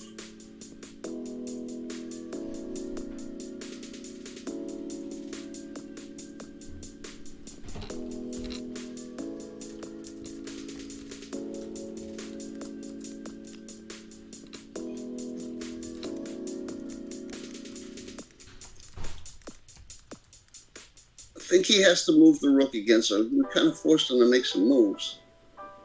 Depending on where he puts it, he can be in trouble again. The question is there a move to make after that? And that's not, okay. Ah, White resigned. Do you see why he That's what resigned? Yeah, that's what I had a feeling he was going to do. What, he was going to resign right now? Well, Do I said he see might why? You said he might get. Yeah. Why did he resign?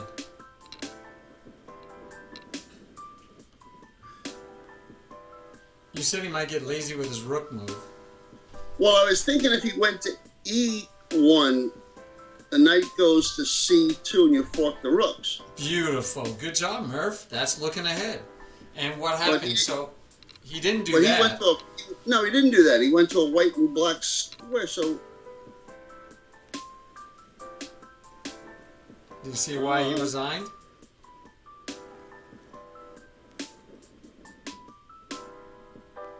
What's wrong with where he put the rook that made him resign?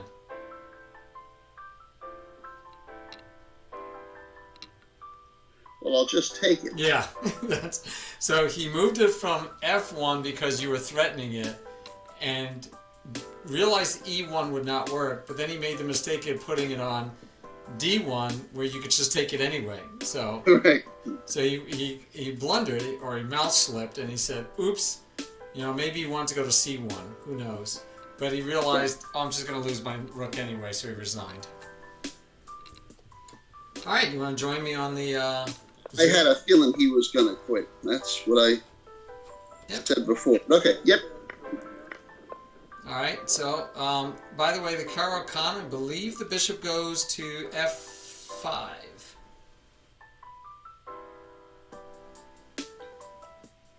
Okay. As opposed to where I put it, I guess? Yep. Instead of G4, and then the pawn gets pushed to E6. Then the knight gets developed. The bishop gets to come out. The knight gets to come out.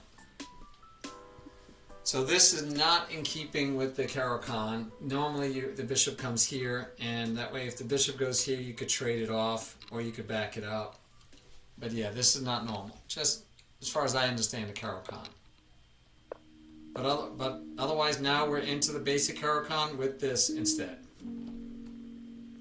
Okay, Gridiron says it's okay to pin the knight, but ideally you trade the white square bishops. You get rid of both of these bishops. Ideally, because which one is your bad bishop, Murph? The light square. Yeah. So Although it's outside the string. It's outside the pawn string. Oh, by the way, Murph, this was Yep. the move I wanted. Okay. Why? Stop the knight. Yeah, this square is a weakness in the Caro-Kann because this pawn is gone. Okay. So yeah, I want to keep the knight out. I want to keep the bishop out. I want to control that square. You did the perfect move, and that is a Caro-Kann move. So hopefully you know this move for the future, because you got to stop the knight and the bishop. If the bishop had come before that, we could just put the knight here and we don't care. But now we don't want the knight coming in also, and the bishop hitting those squares. You don't want that kind of thing going on. Yep. Make sense? Okay.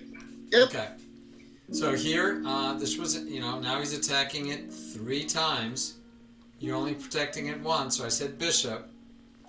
And, you didn't make a blunder and move this bishop or anything. And you did good. You did real good. Trade off the light square bishops. Now, the only difference here, I was thinking knight here, because where does the knight, best square for the knight? C6, yeah. Yeah, minor difference. My way, if you had taken, then we could push this pawn and get rid of that one, and we'd have the only center pawns. But we do have an isolated pawn. Agreed. Yeah. He could try to get in here, but that's all understood. So that was my thought. But the way you went might even be better, right? The computer might like your way better. So, and then Well, he I figured, took, if he took me, and he did. and he made it easier on you. Bishop move was easy because we're not going to let him double our pawns, right? Right. And I know you know about not letting double pawns. Here, there's really no threat. He takes, you take back. He's not going to take with the queen just to double up your pawns and lose a queen. So castle was good. Didn't want you to castle queenside, although it was legal, but it would have been bad because you were, right? You know not to have these pawns moved Right. until you need to. So spot on again. This was a mistake because now we get to move the knight to the nice central square. You did perfect again. In fact, so far, every move you made was the move I wanted except for bishop to g4. And what you did was a good option, just not the one I was thinking of. But every move you made so far has been spot on. By the way, after the bishop trade, like if you were to, I don't know, protect it with a pawn or something, which would be really bad, because then you take, he take, you could go here, but you can also go here and fork. So I don't know Right. if you saw that I was I looking. saw that. Oh, Yep, good. I was looking for that. Good. So he takes, we take back, and he noticed it, so he decided to stop that fork that way. Right. Excellent. So you're right. Now the knight gets to sit there for a while. He can push it away, but when does he get to push it away? Rook move was great on the open file. It is protected, but your rooks belong on the semi-open file. If I had said rook again after that, you should be looking to double up those rooks. Stack attack. You should try to stack your rooks and attack. Okay? Okay. That, so just so you know, if I were to say rook right now, it would be to move up and stack attack. Even though it looks like there's no reason to, you stack attack and then you push and you break through. So perfect. That's exactly what I was thinking to control that square. Spot on again. Great job. Chases your knight. Your knight's got to leave. And then he made the move I thought he should make. Now I asked Gridiron. He didn't know. So I'm going to ask you. I said queen. Why did I say queen?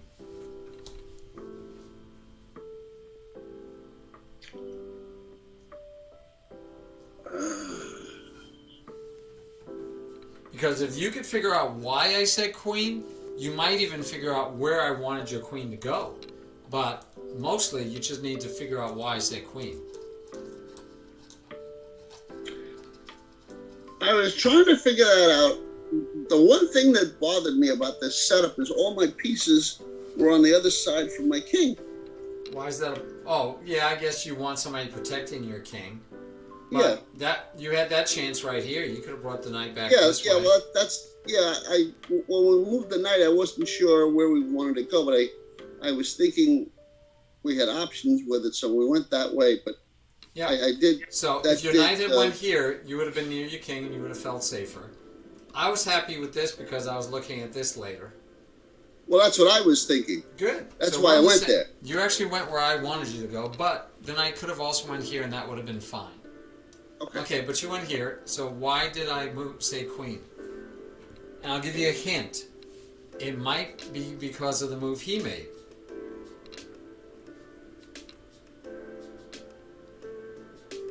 So why did I say queen?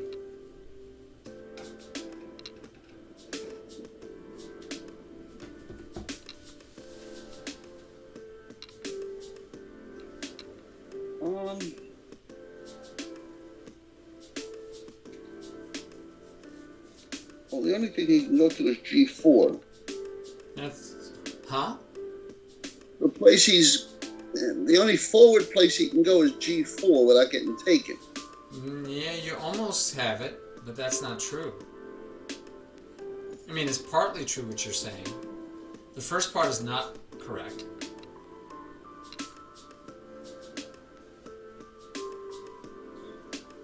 Um,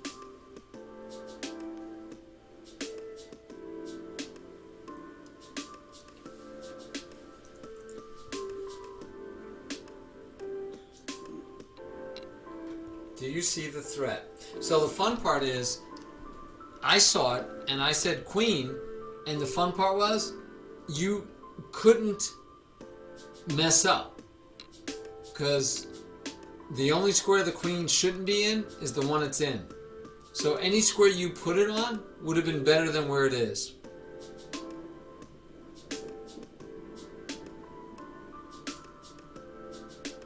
Okay. Now the question is, can you find out why?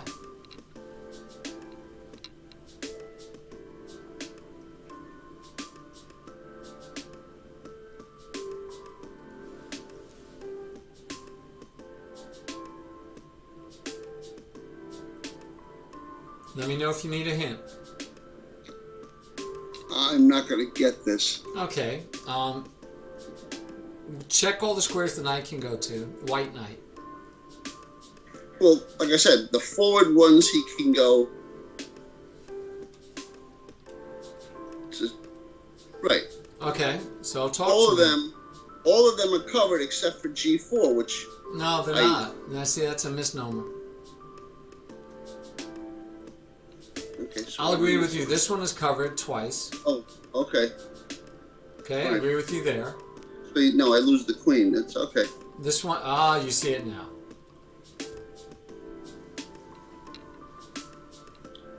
Your queen is undefended. Right. So if I had said knight and you moved here, you could just take your knight. Agreed?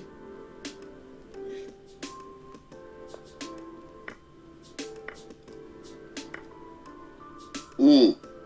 Your queen is undefended. Okay. If I had said knight and you went here, which was my first thought to have you do, by the way, because I was fine with him taking, you taking, and then we pile up on this semi-open file.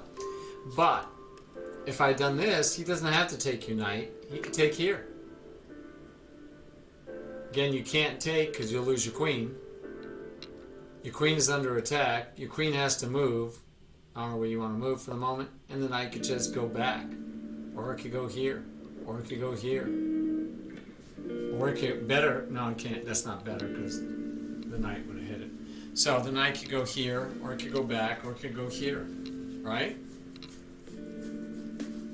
So you would have lost a pawn if our queen stayed there. Interesting. And even moving the knight here or here, here we lose the knight. Here we lose the pawn. If we move a rook or something, like start doubling it. Now we could go here to double up. That would have worked. Again, I didn't feel confident if I said rook, you'd see that. Because if you did that, then now we're protected by the rook. So I thought the move to give you was queen because it forces you to move the queen off of the one square where he's in danger. I would have been happy with here to, like, if you thought, oh, I'll go here, or even here to go here, or here, or here. I didn't care. You just had to move it. Even back here would have been okay. I didn't like here because I thought he might be smart and do this to you. And guess what I'd have to say? Queen again. I'd have to say queen. Right. And I'd be scared that you'd go back. Because if you didn't see why I made you move it, you might think, okay, I'll just go back. And then I don't know if he would have seen it. He might have seen it, and it might be why he moved here. I told you he should find this. You should find this move for him easily, not because of this tricky discovered attack, but because you mentioned that he isn't developed. Well, the only piece that's not developed is the one he undeveloped. That's not a starting square. So logically, his move is to develop the knight. I mean, that should be a no-brainer. And the closer you get to the center, the better. So this is a no-brainer. But then, even besides being just, I need to develop the knight, it actually threatens to win a pawn. So you went here. I was worried that he would go here right away, but for some reason he thought he had to maybe protect it. The rook would have protected it. I said knight. I was again thinking here, right? Because I didn't want you to go here. Because again, I was scared he would attack your queen. And if I said queen, you'd come back and then he'd be able to just take your knight. So I was worried about this knight move because I thought, well, if I said queen now, I might say knight, take here. He takes, you could take, but then you just get 2 pawns. And again, if you go back here, his knight could just take your knight.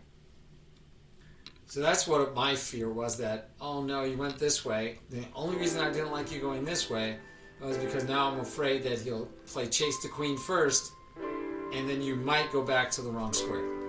But he made a blunder here. Now, full disclosure, I said queen. You did great. You won a free knight. Well, this is why I thought you were moving the queen to begin with. Yeah. That we wanted to start attacking. Right. No, I was moving it because you would have lost a pawn. Right, I didn't realize that. It worked out great. But you saw a free knight, right? Because you have two pieces versus one. And Right. it's a check, attacking the queen.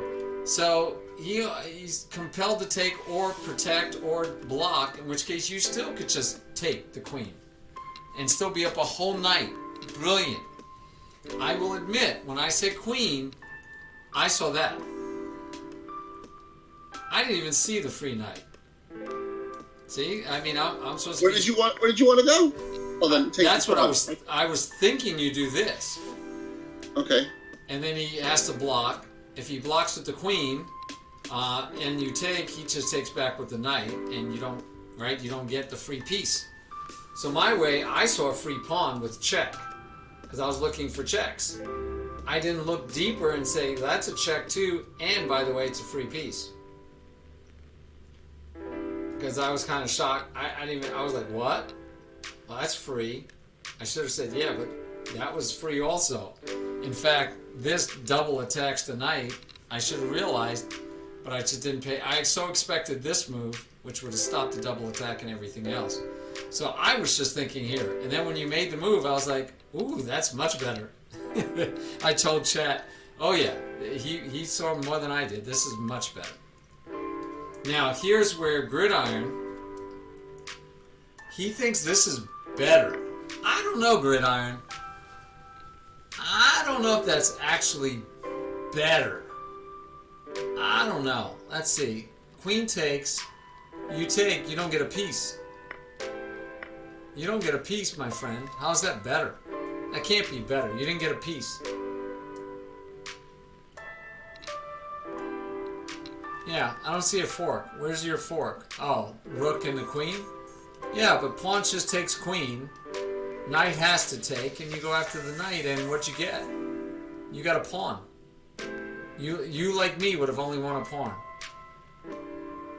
Well, that we're not playing hope chess, Gridiron. Gridiron says, hey, I would have forked here, and then I would have had a discovered attack. By the way, your discovered attack wouldn't work also if the queen could just be taken, but except that you could go here and say check, double check. But yeah, Gridiron, you while they might have run away, you can't hope, oh, they'll just run it, because as we saw, you and I both would have only won a pawn. Murph won a whole piece.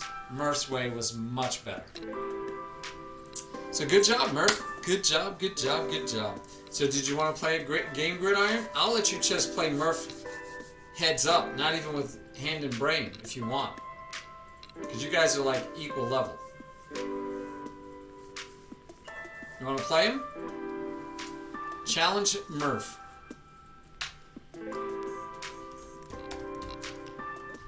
There you go. Yeah, Murph found the best move. So what did you think, Murph, while we wait to see if Gridiron challenges you? What did you think about that game? Like you said, the last two games I've been brain, but you've been playing people your rating. The first time you tried this on the lesson on Sunday, Sunday, you were playing against people a much higher rated than you. How did you feel with hand and brain today?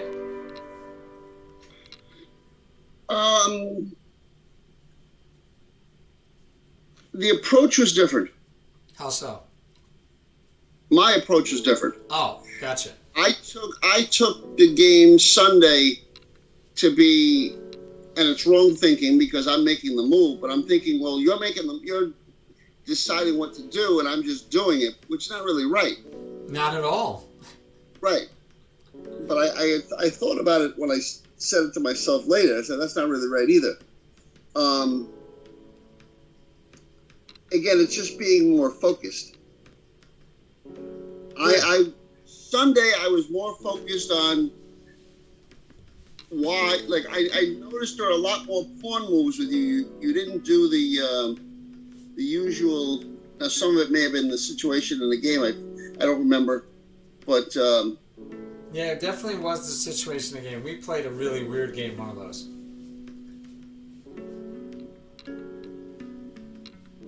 so All right, you could just play Gridiron. Gridiron, why don't you go ahead and mute the stream so you can't hear Murph. We'll let Murph think out loud, and that way we'll see what Murph has learned from today. okay. So You're on your own, buddy. okay. Let's stay with the Kara. We don't know it right all the way, but we'll work with it. Let's see what he wants to do with this. If he gives it to me, we take it. I always like when you have rules, right? Rules make it easier. Yeah. Okay.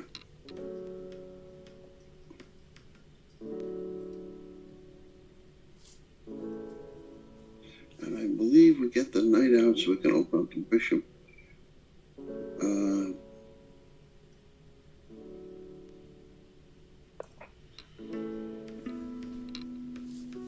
Welcome home, Columbia. Beautiful, beautiful. Discovery 4 computers now have primary control of critical vehicle functions.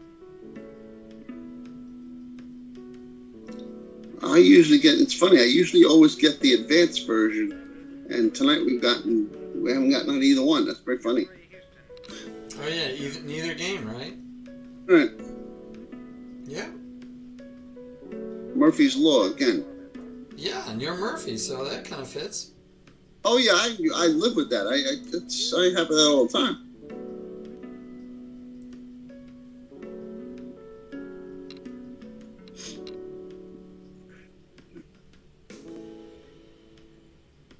Is he one of your streamers?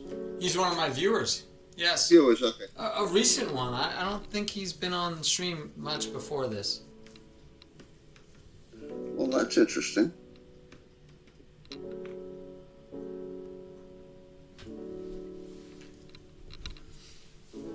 Feel free to think out loud. I will not be helping you, but I'll be listening so I can learn from it. We're just.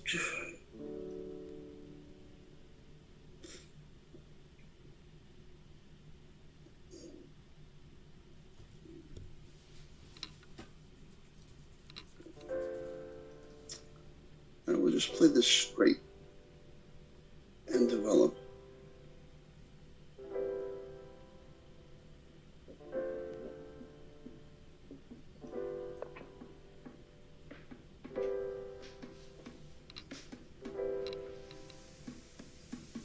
I'm doing puzzles on my phone for Mhm. Lichess.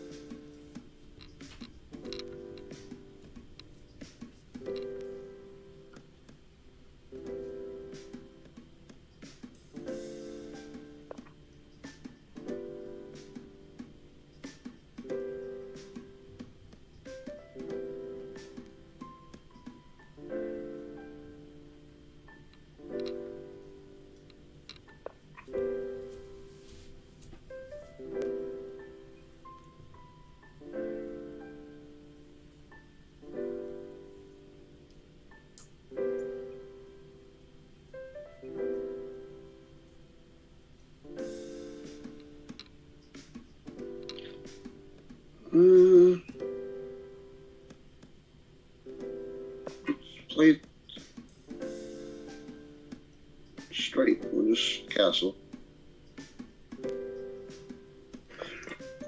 Now, if he castles, which he didn't do, we would have taken the knight and make him break up his pieces. But he didn't do that. Interesting.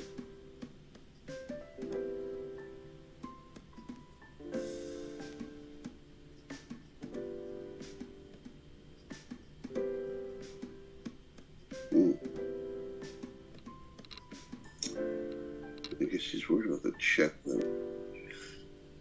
Interesting.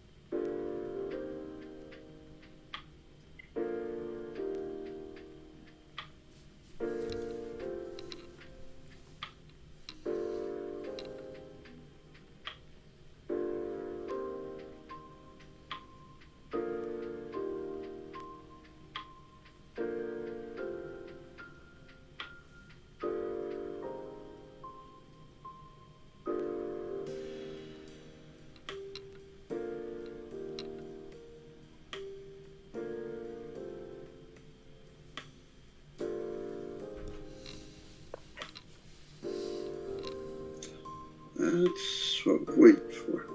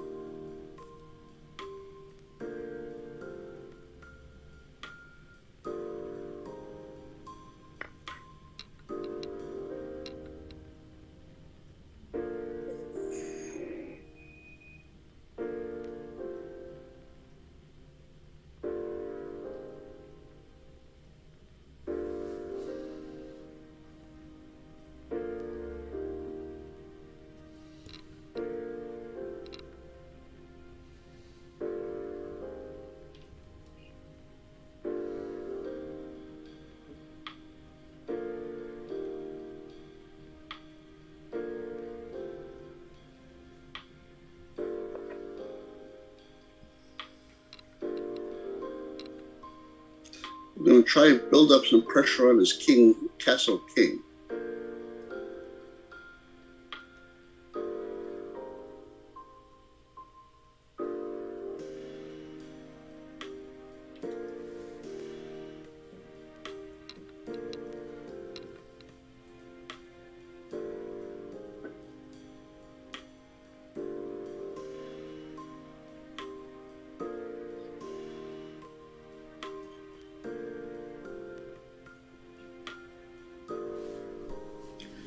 If he moves the knight, the pawn is hanging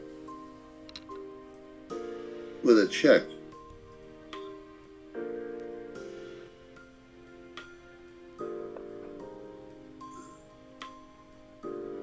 Opens the rook.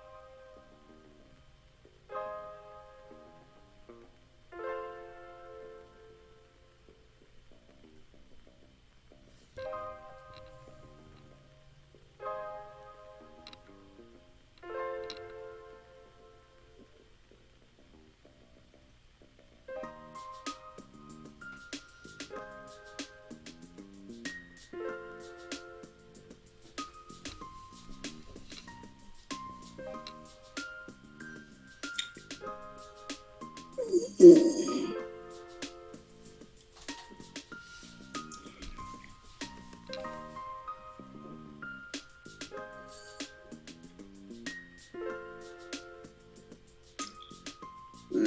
annoying.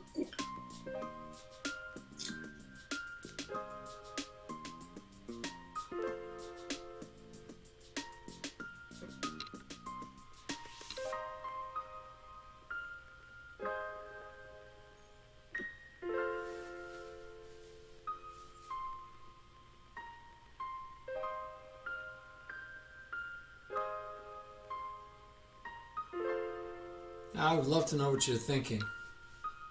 And a pawn push is very annoying. The Yeah, A4 but one. what's your thought process? You mean you're just sitting there being annoyed and killing your No, clock? I'm trying to figure out what to do with it. I was working on something else, but I don't know where to, you know. Well, I don't know. I can't hear you because you're not thinking out loud, so I can't. I don't know what Let you're me thinking. start to think. I wind up in no man's land.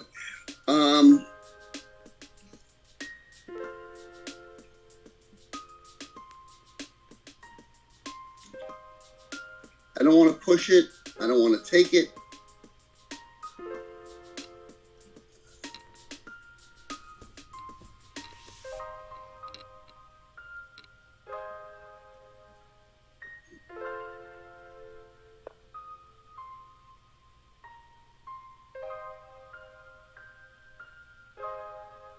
So that you killed a whole lot of time on that one move. Yeah.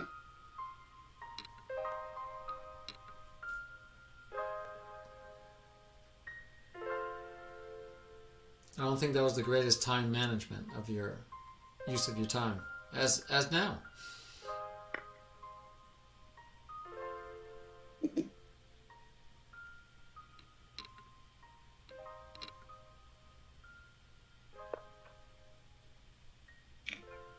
Well, that's interesting.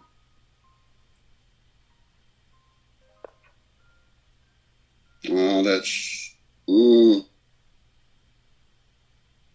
That would have been a nice move instead of the knight move. Yeah, don't get frustrated. Play on. I mean, you're only down the exchange. You still have the same number of pieces as your opponent is a good way to think of it. Yeah.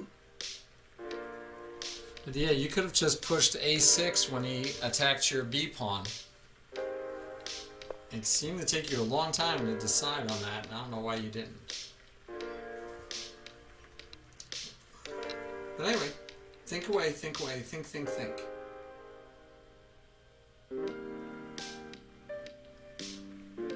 Remember, a good rule of thumb is your opponent almost always gives you a way to win if you wait long enough.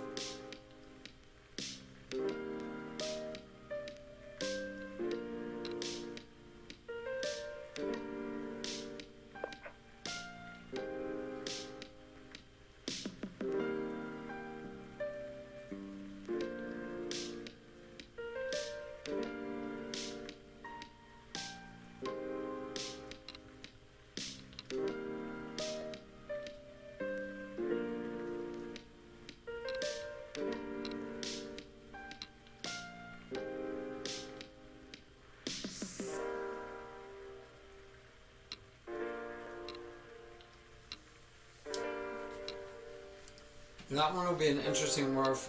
That would be one I'd want you later to look at, because you did a long think, and you never found the right answer. And that right answer, I didn't think was that complex. A6 seemed pretty straightforward. He attacks your pawn with a pawn. You could protect your pawn with a pawn. So something for you to. I want you to gestate later and tell me why maybe that happened.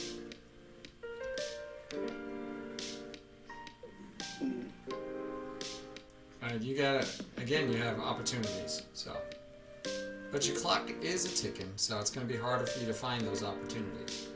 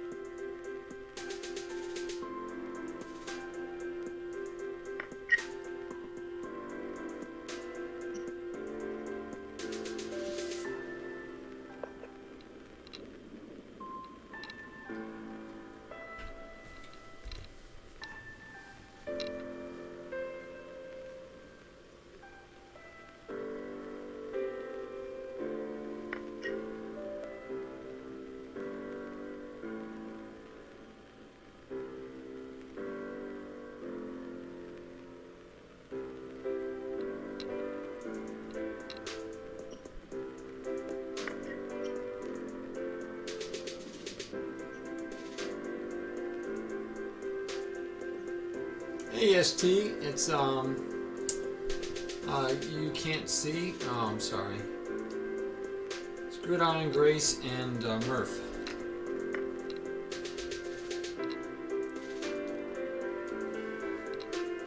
Thanks for letting me know. Okay. All right, there you go, Murph. All right, so if you look at the board with me, Murph, let's just go over it real quick because then it's bedtime for me. Caro-Kann, and you're right, he's not playing your normal variation. I like it. You said if he doesn't take, you take. Good game, Gridiron. I know it was a match, one-on-one game. So I don't like this move, and I think Gridiron should have just taken you. How would you have taken that? The pawn in front of the king. Yeah. And so now you have doubled pawns. I'm not crazy with it. You're not. It's not losing outright because it's only doubled pawns. But I would have just done that if I was him. I would have just went for that simplification really quick. And then you blocked in your bishop again because remember the idea of the Caro-Kann is to get the bishop out before you push this pawn. So you ended up blocking in the bishop. That is the whole purpose of the Caro-Kann is to get that bishop out. So we know we can't go here because of the knight, but you could have went here. It's protected by the knight. And either you would have blocked, or you would have blocked with the pawn, and you could have either taken or backed up. If you blocked with the pawn, you could have backed up to here and then to here.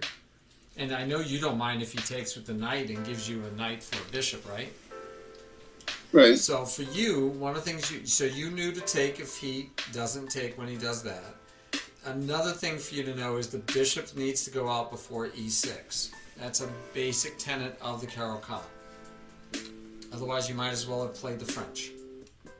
Right? Now you might as well have played the French because now you have the bad French bishop.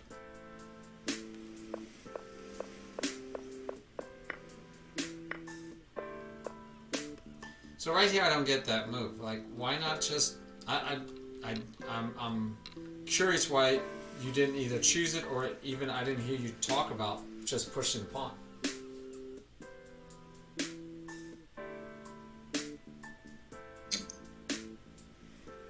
I didn't see the purpose in it. Because the pawn is attacked twice and you're only protecting once. So, if I guess let me ask you another way. You said this was annoying. Why was it annoying? Well, he's trying to open up the rook, Yeah. and there's really, if I took the pawn, I give him the open file. Yes. Well, no, you give him a semi-open file. Semi-open file, okay. And your pawn is protected. You didn't give him much of anything. Right. But now his bishop does come to life, right?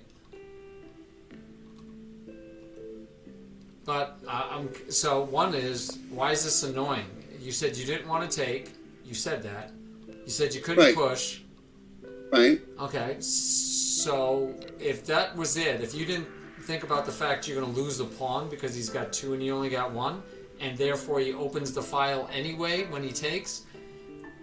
If that wasn't it, then what took you so long to move? Because if the only thing is that you already said you didn't want to take and you didn't want to push, and if you didn't see that you were about to lose the pawn, then I would have thought it would have been like, okay, let me just develop. I would have moved this quickly. Not that it's a good move. It's a bad move. But I would have moved it quickly. So why not just protect?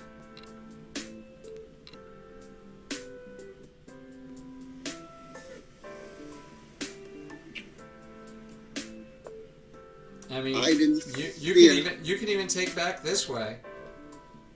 So now you have a fight for the open file because your rook is protected.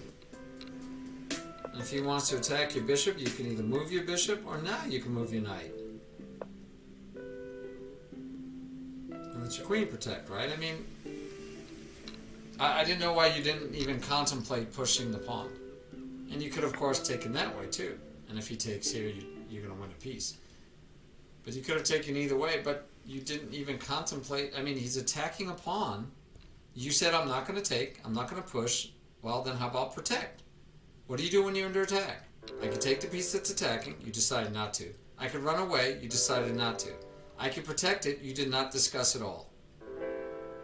I could attack something of equal. Huh? Okay. So slow down for a minute. You're running at me here. Okay.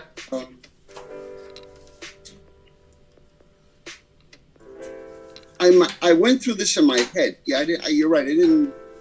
I let a lot of time go by trying to think and talk and move and all the whole thing. But the idea was if I push the A pawn, he's going to take. So go ahead, walk through this.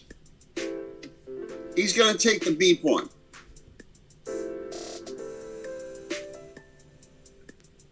I can't take with the A pawn because I lose the rook. Do you? Didn't see the bishop. Okay, so let's say you didn't see the bishop. That means you can't take with the A pawn. You have to take with the C pawn. Right. And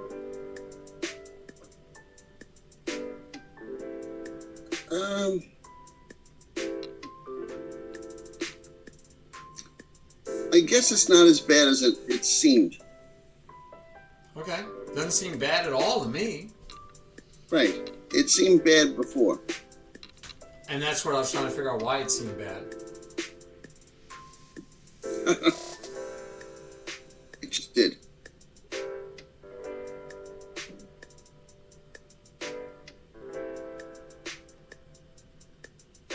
Okay. It just did. Okay. That's something for us to figure out because your move gave away a free pawn. But anyway, let's go over what happened. He didn't take the free pawn. He attacked your rook. If you had moved your rook over like probably you should have, right? Then he takes and he pins the knight to the rook. But, I mean, you're still fine. In fact, you could come out here and attack the bishop and the other bishop through it, right? So if you had went here, he could take. You could say, okay, I'm going to attack your bishop and the other bishop. And if he takes, you just take back with the knight. And you're still attacking the bishop. Okay. But you didn't see it. You took back. And right now you have a good move. You didn't find it, but you got close. Can you show me the good move? You got very close.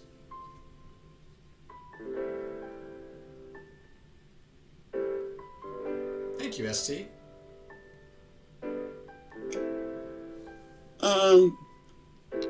Yep.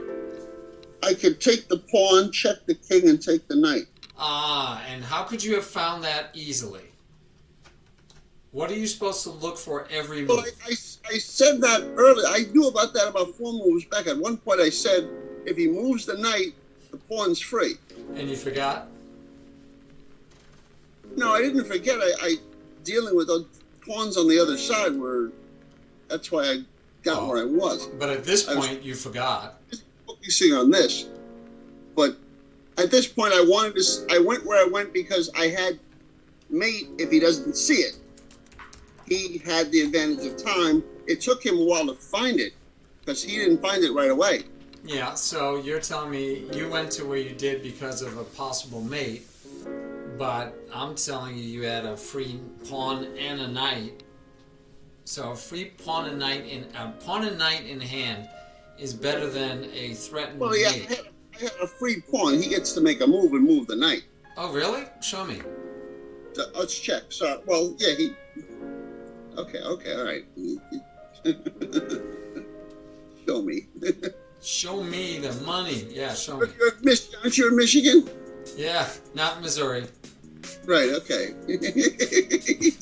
So, I agree, this threatened mate, but now he could just bring the knight back, and you can't take the pawn, you can't take the knight, you have nothing. Right.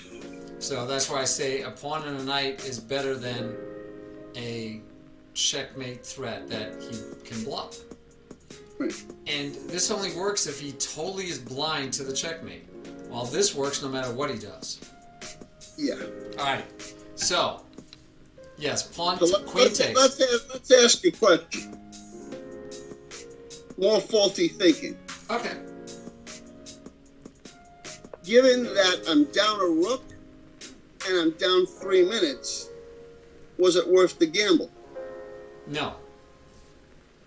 Okay. First of all, you shouldn't have been down 3 minutes because you took too long to make a move that I don't know. What I shouldn't have been, what I shouldn't have been, and what it was is two different things. Yeah, I but was I think you angry got paralyzed by that. But let's say forget that for the moment. The reason it's not is because you're not down a rook. That is incorrect thinking. Okay. I The even exchange. I even told you at this point or before it that you're not down a rook. I said count your pieces. You have the same number of pieces. Yeah. You are down the exchange. Well, you were trying to help me. I got Yeah. that. So if you're not down a rook and you're only down the exchange, Right. right? So let's count. He has I, six. I understand. We're down the exchange. Well, let's talk about what that means, though. He has 6 pawns. You have 6 pawns. Right. You have a knight for a rook. What's the difference? Right. 2 points. 2 points. 2 points. Now, what's the difference in points? I picked up 4. And you were down So- 2. Right. So I'm up 2. So is it worth it? You asked me, is it worth it though you're down a rook, which you should say you're down the exchange? Yeah, because now you're clearly winning. You Okay. have 3 minor pieces, 2 major. He has 1 minor piece, 3 major. So you are clearly winning by 2 points right now. So is this worth it? Yes. Okay. Yes. Yeah, that's how I would determine you're worth it. You're only down 2 points. If you get wrapped around that I lost a rook, you didn't. You traded a rook for a bishop. And then Right. even if you get by that and say, yeah, but I'm down the exchange, yeah, but the exchange is only, if you count everything, it's only a 2-point difference, which this would make it only a 1-point difference, and now you're up 2 points. Okay. Does that make sense? Yeah. Okay, so yes, it makes total sense to me. So I think you were winning right Do you here. understand why I did what I did? Yeah. Okay. But so What's wrong? yeah, because again, you're Right, relying. You're like what Gridiron was doing when he said he played hope chess, or when you did. We don't make moves hoping they make a bad move or miss it. This is Right. forced. This is hope. You're hoping he does something other than stop you from checkmating him. And he had multiple things. He could have went here. He could have went here. He could have went here. I mean, he had a lot of ways to stop checkmate.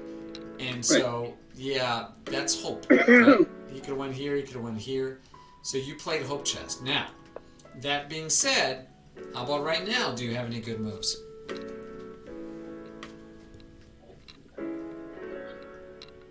The same one, I suppose. Take the pawn. Why check is him. it? But isn't your bishop hanging? Yeah, that's why we didn't. No, your bishop's not hanging. You have check. His queen is now being attacked with a discovered attack. If he moves his king or blocks the check with the rook, he loses his queen. So he's got to move it with the queen. Yeah, He's very gonna block- good. So he has to gonna block block- with the queen. Now what do you want to do? We'll take the knight. Yes. Not the queen. You take the knight, and no longer is his queen attacking your bishop because he had to move it to block the check. Very good. And you'd still be up those 2 points. So you had, even if you said, well, I'm going to try checkmate, and you're like, you didn't notice that he could just bring the knight back, maybe you thought he had to do the queen, you still have this check with a discovered attack on the queen, so if he blunders, now that move, so like right here, the question is it a good idea? Well, yeah, it's a great idea because you're still going to win the knight at a minimum. But you have the chance to win the queen if he doesn't see that. So in this case, is it a good choice not to do something? Yeah, take the pawn. But you simplified, allowing him to save his knight, and he could have taken with the pawn, which probably would have been better. right? Then his knight stays here. But he took with the knight, I believe. Yep. And so now it gets messy on and on. But yeah, you had a win. You had winning. You would have been winning. Not that you would have won, because we don't know. But you would have been winning with this move, and then you would have been winning with this move again. So even if, like you said, even if you were thinking, hey, I was trying to get checkmate. All right, another sub. Thank you so much. 3 months. Nice. You had this. You know, instead of taking the queen. I did think about the pawn. At first glance, the bishop's unprotected. Didn't realize the check. Gotcha. Because if you go back and watch this, I did say the pawn was hanging if he moves the knight about 4 or 5 moves before he started his whole pawn push on the other side. Right. But that's what I'm saying. That's why I said that you quote unquote forgot, because you did see it back here. Oh, we can't move. I'll get a free pawn. But now even better than the free pawn is I get the free pawn and then I get the knight. It's a fork. He can't stop it. Right. But you either didn't see it at this point, or you decided that going for checkmate was better, which it wasn't. But yeah. Well, we got a little. To be honest with you, we got a little rattled with the pawns and the time and the whole thing, and Yep. that's what happened there. Yep. So a big part of the lesson is here. Somebody throws this pawn all the way out on the board. What do you do about it? How do you react, right? Because the answer is not this move and giving away free pawn. This is a simple. You could actually do something like this. I don't like it, but you could do it. Why make your bishop into a pawn? Use the pawn as a pawn. You could have even moved the queen here to protect another time, right? The queen would have been feasible. But again, I don't like it as much as just pushing the pawn. Pushing the pawn just seems the simplest. All right, cool. Very good. Nice job, Murph. I seriously, that was a good job. Ooh, no one to raid today. What? Did you have any questions before we sign off? No, I need to go look at the pawn thing again. Yes, I agree. I agree. This whole right now, this should be a puzzle for you. This position you should make a puzzle out of, and you should spend a lot of time looking at it and thinking about why you did what you did and what would you do in the future and why you would do what you would do in the future and how you would play it out. Don't just say, okay, that's the right move. I want you to go through this and say, okay, but what if he pushes? Right now that square is bad. The pawn is hitting it. And do I care? Am I worried or am I okay? Can I just now move the knight and even look to push this pawn and open up the game? You know, what do I do? How do I proceed? Should be part of your question.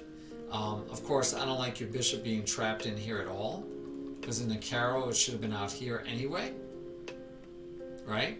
It should. Well, we were going for, before he started his pawn thing, an attack on the king. We had the fianchetto bishop there. We had the knights coming over. We had the bishop in, So I had a few things planned for, which I didn't get to ultimately do, but some of it we started. Okay, because I really don't see that you're building a queen attack on his king at all. This pawn, he has to get through this pawn, then he has to get through a knight, then he has to get through a pawn. If you had a dark square bishop hitting this pawn, I'd say that would be a threat of an attack because of alignment. But there's no alignment here. So I think you're misconstruing that you're building an attack on the king. That's just my personal feeling, that you're not building an attack on the king. Even if you push this pawn and you trade it off, that's still not attacking the king. And even if the knight moves, you're still not attacking the king. And the only way you would be is if you had the queen and the bishop battering. So, you know, that's a possibility in the future, but that's a really slow idea to get there. And then this pawn move shouldn't stop you from that idea, except that you can't give away free candy, right? You got to count and say, nope, I can't let him have free candy. And you rightly analyzed not to take and not to push. So you have to find another option. That's all. I just thought you needed to find another option because you don't want to let them have free candy. So, not a horrendous miss on the free candy. The part that bothered me was the amount of time you spent finding it. So you spent like half of your time that you had left. You have 547. You got down to 233. And it's a simple argument. You already said I can't take, I can't push. You went through two of the choices. You need to look at protecting it. And then the last, you ignored it, which is, you can ignore it, but obviously you shouldn't have. Well, I ignored the bishop and thought if he takes, at least I have the queen protecting the rook. That's what I was, why the knight moved. Oh, yeah, but there's no way for the rook to get here because the pawn is still in the way. That guy's still in the way. But yeah, but the point is this loses a pawn. Right? That loses a pawn, which he first decided to attack your rook and get your rook to go here, and then he was going to take the pawn probably. But it's still a free pawn. So at the end of the day, if nothing else, and we just looked at it something like this, we look at it and say, well, now he has 3 pawns over here. Well, he has 2 against 1 for sure. So he has a passed pawn right now for the endgame. He could trade off everything, and this pawn is going to dominate. All right, makes sense? Mm-hmm. All right, so let's go back to finding somebody. So